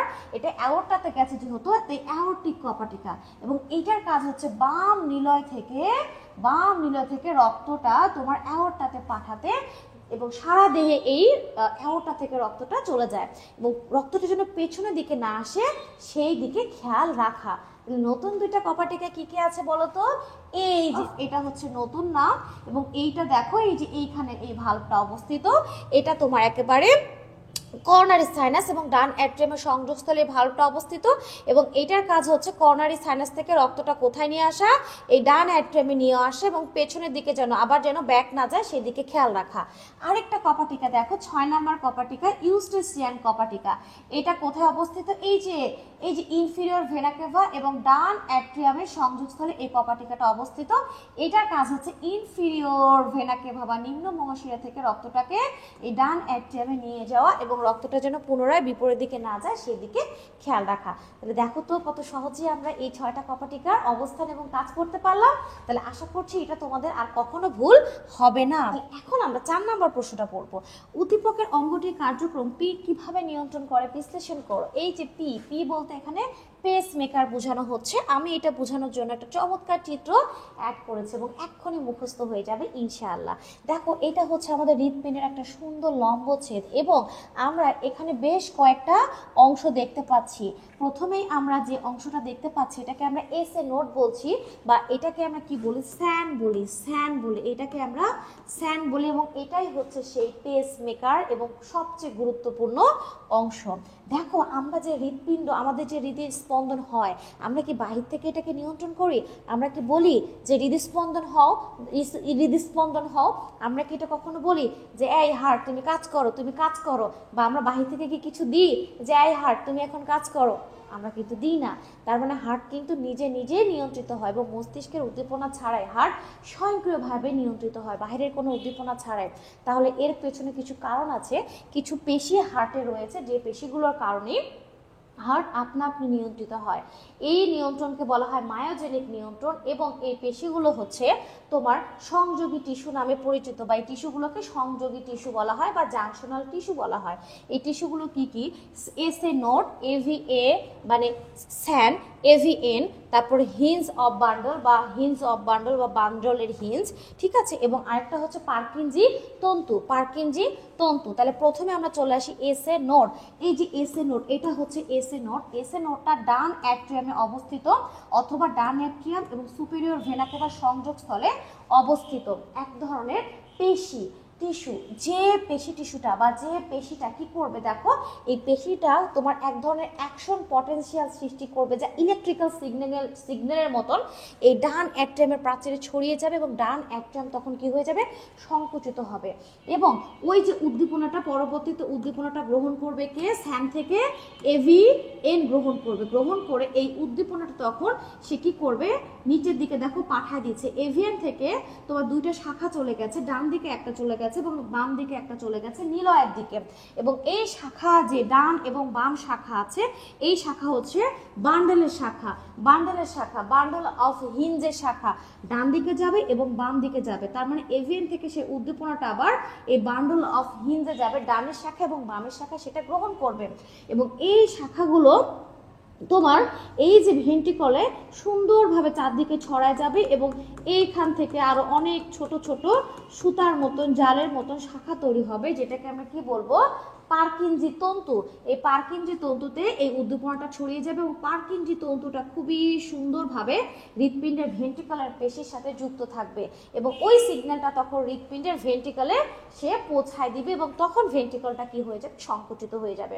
তাহলে দেখো এই যে এখান থেকে সংকোচনের নির্দেশ আসলো, এবং ক্রমান্বয়ে সেই উদ্দীপনাটা কিন্তু একেবারে ভেন্ট্রিকল পর্যন্ত পৌঁছে গেল। তাহলে আমরা এ থেকে কি বুঝলাম? যে এটাই হচ্ছে হৃদস্পন্দক সৃষ্টিকারী একটা যন্ত্র। এই জন্য এটাকে আমরা কি বলবো? Pace maker. প্রথম উদ্দীপনাটা এখান থেকে সৃষ্টি হবে, পরবর্তী সকল উদ্দীপনা এখান থেকে সৃষ্টি হবে। মানে এটার কাজে হচ্ছে উদ্দীপনা সৃষ্টি করে হার্টকে সংকুচিত করে তোমার রক্ত প্রবাহ নিয়ন্ত্রণ করা, অথবা হার্টবিট নিয়ন্ত্রণ করতে সাহায্য করা। তাহলে আশা করছি পেস মেকারের কাজ কতটা গুরুত্বপূর্ণ তোমরা সবাই বুঝতে পেরেছো। তাহলে এখন আমরা পরবর্তী প্রশ্নে চলে যাব। দেখি পরবর্তী প্রশ্নে কি বলছে। মানুষের দেহে মোচা আকৃতির একটি অঙ্গ আছে, অবশ্যই হার্ট, যা 4 প্রকাশে বিভক্ত এবং কপাটিকা যুক্ত, এবং অঙ্গটি স্বয়ংক্রিয়ভাবে নিয়ন্ত্রিত। তাহলে এখানে কি বলছে? উদ্দীপকের অঙ্গটির কপাটিকাগুলোর নাম, অবস্থান এবং কাজ উল্লেখ করো। আমরা কিন্তু ইতিমধ্যে পড়ে ফেলেছি। বলো তো কি কি পড়লাম? ওই যে tricuspid, bicuspid, semi lunar, aortic কপাটিকা, সেমি লুনার, পালমোনারি কপাটিকা, থিবেসিয়াস কপাটিকা এবং ইউস্টেশিয়ান কপাটিকা আমরা পড়ে ফেলেছি। উদ্দীপকের আলোকে অঙ্গটির নিয়ন্ত্রণ কৌশল বিশ্লেষণ করো। তাহলে এখানে যে স্বয়ংক্রিয়ভাবে নিয়ন্ত্রিত হয়, এই যে একটু আগে পড়লাম, এখনই পেসমেকারের মাধ্যমে এই জিনিসটাই তখন আবার তোমাকে সুন্দর করে দিতে হবে। তাহলে দেখেছো আমাদের কিন্তু এটাও পড়া হয়ে গেল। তাহলে একটা পড়লে যদি আরেকটা পড়া হয়ে যায়, নিশ্চয়ই আমাদের মজা লাগছে, মনের মধ্যে একটা আনন্দ অনুভব হচ্ছে। তাহলে এখন আনন্দের সাথে সাথে আমরা দেখি যে পরবর্তী কি প্রশ্ন আছে। হ্যাঁ, আমরা চলে যাই টুকুস করে পরবর্তী প্রশ্নে। দেখি পরবর্তী প্রশ্নে আসলে কি বলছে। মানবদেহের অক্সিজেন সমৃদ্ধ রক্ত অ্যাওর্টা দিয়ে সমগ্র দেহে এবং কার্বন ডাইঅক্সাইড সমৃদ্ধ রক্ত পালমোনারি ধমনী দিয়ে ফুসফুসে পৌঁছায়। এক্ষেত্রে মধ্যমণি হিসেবে একটি অঙ্গ ভূমিকা পালন করে। ওকে, উল্লেখিত অঙ্গের লম্বচ্ছেদ একে অভ্যন্তরীণ প্রবাহ চিত্র দেখাও। আমরা কিন্তু এইটা অলরেডি কি করেছি, দেখো এই যে আমরা এই যে পিকচারটা আঁকাইছিলাম না, এই যে পিকচারটা, এই পিকচারটাই তোমাকে এখন সুন্দর করে আঁকায় দিতে হবে, এবং আমি জানি যে তোমরা সুন্দর করে আঁকাতে পারবা।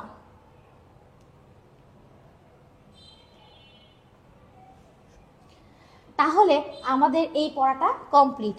উদ্দীপকের প্রাণীটির সংবহন পদ্ধতির সাথে অ্যাক্টিনোপটেরিজি শ্রেণীভুক্ত কোনো প্রাণীর সংবহন পদ্ধতি তুলনা করো।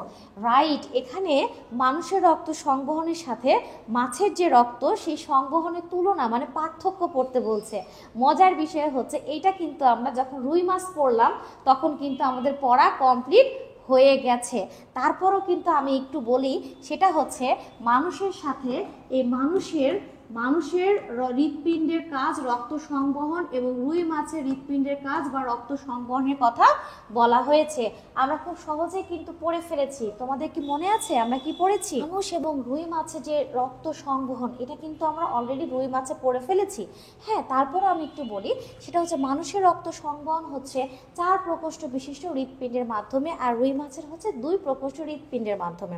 আমাদের রক্ত সংবহনে কিন্তু অক্সিজেন এবং কার্বন ডাইঅক্সাইড সমৃদ্ধ 2টা রক্তই পরিবাহিত হয়, ঠিক আছে, কিন্তু রুই মাছের ক্ষেত্রে শুধু কার্বন ডাইঅক্সাইড সমৃদ্ধ রক্ত পরিবাহিত হয় তার হৃৎপিণ্ডের মাধ্যমে। এবং রুই মাছের হৃৎপিণ্ডে আমরা পড়েছি যে উপপ্রকোষ্ঠ সাইনাস ভেনোসাস আছে, কিন্তু মানুষের ক্ষেত্রে নাই। এবং রুই মাছের ক্ষেত্রে বালবাস আর্টারিওসাস থাকে, যা মানুষের ক্ষেত্রে নাই। এবং মানুষের যে হৃদচক্র, হ্যাঁ, সেটা হচ্ছে দ্বিবর্তনী, হ্যাঁ, কিন্তু রুই মাছের ক্ষেত্রে একবর্তনী। আমরা কিন্তু পরিবেশ থেকে অক্সিজেনটা নিয়ে নিই, তাই না? কিন্তু রুই মাছ কি করে? রুই মাছ পানি থেকে অক্সিজেনটা গ্রহণ করে। ওকে, তাহলে আমাদের চমৎকারভাবে এই পড়াটা কমপ্লিট হয়ে গেছে। 4 নাম্বার প্রশ্ন আশা করছি আমরা সবাই পারবো। এখন আমরা 5 নাম্বার প্রশ্নটা সলভ করব। এখানে একটা উদ্দীপক দিয়ে হৃদরোগ বলা হয়েছে, রক্ত, এবং এখানে 3টা চিত্র দেখানো হয়েছে। তাহলে আমরা দেখি উদ্দীপকে কি বলছে। উদ্দীপকে কি বলেছে? উদ্দীপকের পিতে প্রাপ্ত বিভিন্ন রক্তকণিকার মধ্যে পার্থক্য লিখো। তাহলে এখানে পার্থক্য লিখতে হবে, পার্থক্যটা আমরা এখন সুন্দর করে লেখার চেষ্টা করব। এবং আমি এখানে কিন্তু একটা সুন্দর পিকচার সেট করে রেখেছি যেন তোমাদের কি হয়, সুবিধা হয়। এখানে যে জিনিসটা আঁকানো হয়নি সেটা হচ্ছে তোমার অনুচক্রিকা। এটা হচ্ছে অনুচক্রিকার চিত্র। আমরা এখানে মনে করো আঁকালাম অনুচক্রিকা। তাহলে রক্তে কত ধরনের রক্তকণিকা আছে? ইয়েস, 3 ধরনের। এটা হচ্ছে আরবিসি লোহিত রক্তকণিকা, এবং এটা হচ্ছে ডাব্লিউবিসি শ্বেত রক্তকণিকা, এবং এটা হচ্ছে অনুচক্রিকা। তাহলে 3 ধরনের রক্তকণিকার মধ্যে এখন আমাদের পার্থক্য লিখতে হবে। তাহলে দেখো, আমরা প্রথমে চলে আসি আরবিসি, মানে এটাকে আমরা লোহিত রক্তকণিকা বলছি কেন? আরবিসি প্রচুর পরিমাণে হিমোগ্লোবিন ধারণ করে, এই জন্য এটাকে আমরা লাল বর্ণে দেখি এবং এটাকে লোহিত রক্তকণিকা বলা হয়।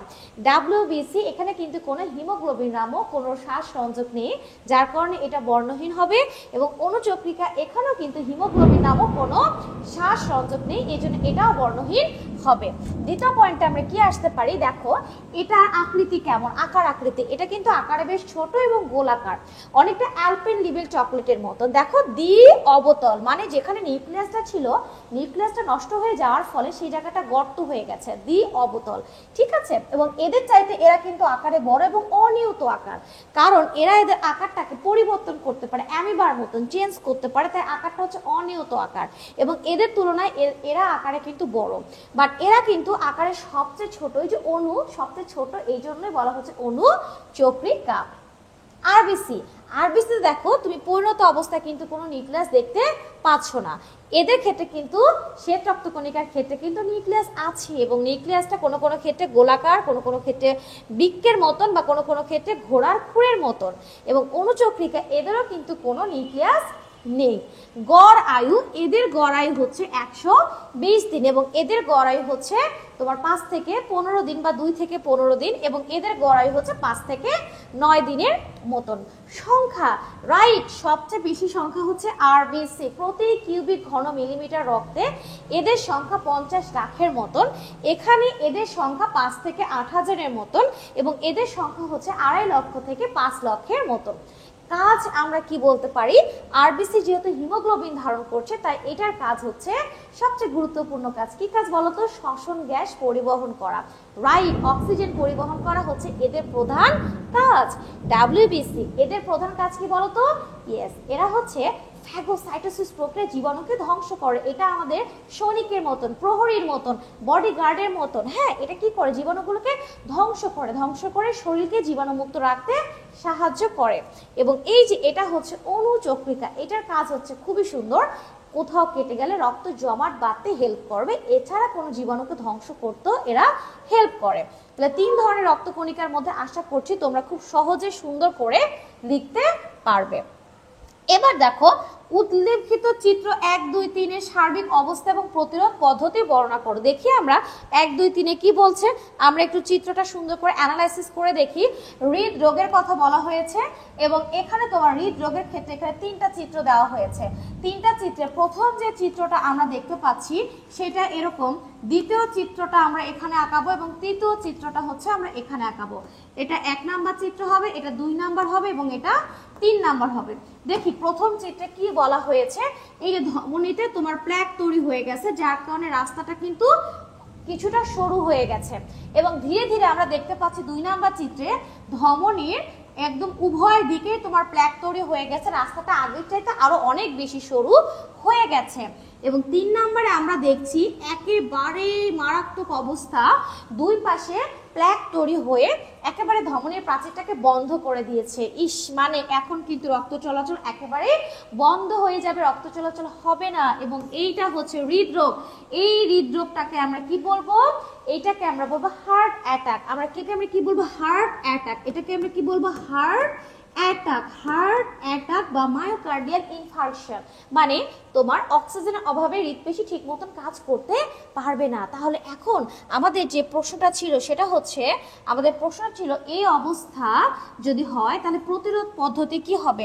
হ্যাঁ, এই অবস্থা যদি হয় তাহলে তো আমাদের বুঝতে হবে খুবই খারাপ অবস্থা, মানে এই অবস্থা রক্ত চলাচল বন্ধ হয়ে যাবে। তার মানে বুঝতে পারছো, রক্ত চলাচল যদি বন্ধ হয়ে যায় তাহলে কি প্রবলেম হতে পারে, হ্যাঁ মারাত্মক প্রবলেম সৃষ্টি হতে পারে। এবং এই প্রবলেম থেকে প্রতিরোধের উপায় কি, কারো যদি হার্ট অ্যাটাক হয়ে যায় তাহলে সে অবশ্যই দ্রুত চিকিৎসার শরণাপন্ন হবে, চিকিৎসকের শরণাপন্ন হবে এবং যখন সে একটু সুস্থ হয়ে যাবে তারপরে তাকে বেশ কিছু ব্যবস্থা গ্রহণ করতে হবে, সেটা হবে প্রতিকার। কিন্তু আমাদের প্রতিরোধ ব্যবস্থা হচ্ছে যেটা করলে আমাদের এই প্রবলেমটা হবে না, সেটা হচ্ছে নিয়মিত আমাদের হাঁটা চলাফেরা করতে হবে, ঠিকঠাক মতন ভালো খাবার খেতে হবে, আমাদের অনেক বেশি ক্যালোরিযুক্ত খাবার বা অনেক ফ্যাটি খাবার অ্যাভয়েড করতে হবে, চর্বিযুক্ত খাবার অ্যাভয়েড করতে হবে, খারাপ যে কোলেস্টেরলগুলো আছে সেগুলোকে আমাদের অ্যাভয়েড করতে হবে, যেমন তোমার LDL TG, এগুলোকে আমাদের কি করতে হবে, অ্যাভয়েড করতে হবে। এবং নির্দিষ্ট একটা সময় পর পর আমাদের ডাক্তারের শরণাপন্ন হয়ে হার্ট চেক আপ করতে হবে যে হার্টের সব কিছু ঠিক আছে কিনা। বডি মাস ইন্ডেক্স মানে আমাদের হাইটের সাথে আমাদের ওয়েটটাকে কি রাখতে হবে, সামঞ্জস্যপূর্ণ রাখতে হবে। এবং হ্যাঁ, অবশ্যই আমাদের ধূমপান করা যাবে না, আমাদের অ্যালকোহল খাওয়া যাবে না এবং সবচেয়ে যে কাজটা আমরা সবাই করে থাকি, দুশ্চিন্তা বেশি করা যাবে না। তাহলে দুশ্চিন্তাটা এটা কিন্তু আসলে আমি জাস্ট বললাম। আমরা এই প্রশ্নটার উত্তর পেয়ে গেলাম, আশা করছি তোমরা সবাই সুন্দর করে এটা লিখে ফেলবা। এবার আমরা দেখি এই চ্যাপ্টারের লাস্ট প্রশ্ন কি বলছে। এখানে এখন এই চ্যাপ্টারের শেষের প্রশ্নটা পড়বে এবং প্রশ্নটা আমাদের পড়া হয়ে গেছে অলরেডি। বলেছিলাম না যে একই জিনিস উদ্দীপকে ঘুরায় পিছায় দিয়ে দিবে এবং উত্তর কিন্তু একটাই। তুমি যদি হার্ট পড়ে থাকো ভাই, একেবারে হার্ট তোমাকে কি করবে জানো, একেবারে তোমাকে সুন্দর পরিবেশ তৈরি করে দিবে পরীক্ষা হলে লেখার জন্য। মানে হার্ট পড়লে তুমি সব প্রশ্নই অ্যান্সার করতে পারবে ইনশাআল্লাহ। দেখো গ নাম্বারে বলেছে ধারাবাহিক ভাবে চিত্রে তীর চিহ্নিত গতিপথগুলো ব্যাখ্যা করো। এখানে 1 নাম্বার গতিপথ এটা দিয়ে বোঝানো হয়েছে কি জানো, নিম্ন মহাশিরা, যার মাধ্যমে তোমার এই ডান অ্যাট্রিয়ামে সারা দেহ থেকে কার্বন ডাই অক্সাইড সমৃদ্ধ রক্ত পৌঁছাবে। 2 নাম্বার পিকচার, এটাকে বলা হচ্ছে সুপিরিয়র ভেনা কেভা, ঊর্ধ্ব মহাশিরা, এটা দিয়েও সারা দেহ থেকে কার্বন ডাই অক্সাইড সমৃদ্ধ রক্ত ডান অ্যাট্রিয়ামেই আসবে। দেখো খেয়াল করো, এখানে কিন্তু তীর চিহ্নটা বাহিরের দিকে দেওয়া হয়েছে এবং এইখানে বোঝানো হচ্ছে অ্যাওর্টা। হ্যাঁ, এবং এই জায়গাটাকে আমরা বাম নিলয়, এটাকে আমরা ডান নিলয় কল্পনা করছি, মানে ডান নিলয় ধরে নিচ্ছি। তাহলে এই বাম নিলয় থেকে বুঝো, বাম নিলয় থেকে অক্সিজেন সমৃদ্ধ রক্ত এখানে তোমার সেমি লুনার অ্যাওর্টিক কপাটিকা দিয়ে তোমার অ্যাওর্টা দিয়ে চলে যাবে সারা দেহে। এবং এই 5 নাম্বারটা বোঝাচ্ছে কি, 5 নাম্বারটা বোঝাচ্ছে পালমোনারি ধমনী। এই যে ডান নিলয়, এখান থেকে রক্ত, কোন রক্ত, কার্বন ডাই অক্সাইড সমৃদ্ধ রক্ত, এখানে একটা কপাটিকা ছিল কি বলতো, সেমি লুনার পালমোনারি কপাটিকা। এই কপাটিকা দিয়ে এই যে পালমোনারি ধমনী দিয়ে এই কার্বন ডাই অক্সাইডটা দেহের বাইরে বের হয়ে যাবে। এই 4 নাম্বার কপাটিকা, এটা হচ্ছে পালমোনারি এটা পালমোনারি শিরা, এটা পালমোনারি শিরা। এই পালমোনারি শিরা থেকে শিরা দিয়ে অক্সিজেন সমৃদ্ধ রক্ত বাম অলিন্দে প্রবেশ করবে। তাহলে তুমি কিন্তু এই হৃৎপিণ্ডের পিকচারটা পারলে এটা অ্যান্সার এমনি করতে পারবা ইনশাআল্লাহ, কোনো সমস্যা নেই। 4 নাম্বার, মানবদেহের পি অকেজ হয়ে পড়লে যথাযথ ব্যবস্থা গ্রহণের অভাবে মৃত্যু ঘটতে পারে। এই যে মানবদেহের পি, এখানে আমরা পি বলতে কাকে বোঝাচ্ছি? এই দেখো, পি বলতে আমরা বোঝাচ্ছি পেস মেকারকে। কি বলছি? Pace maker. আমরা কিন্তু অলরেডি এই প্রশ্নের উত্তর পারি, আমরা পড়ে ফেলেছি। দেখো,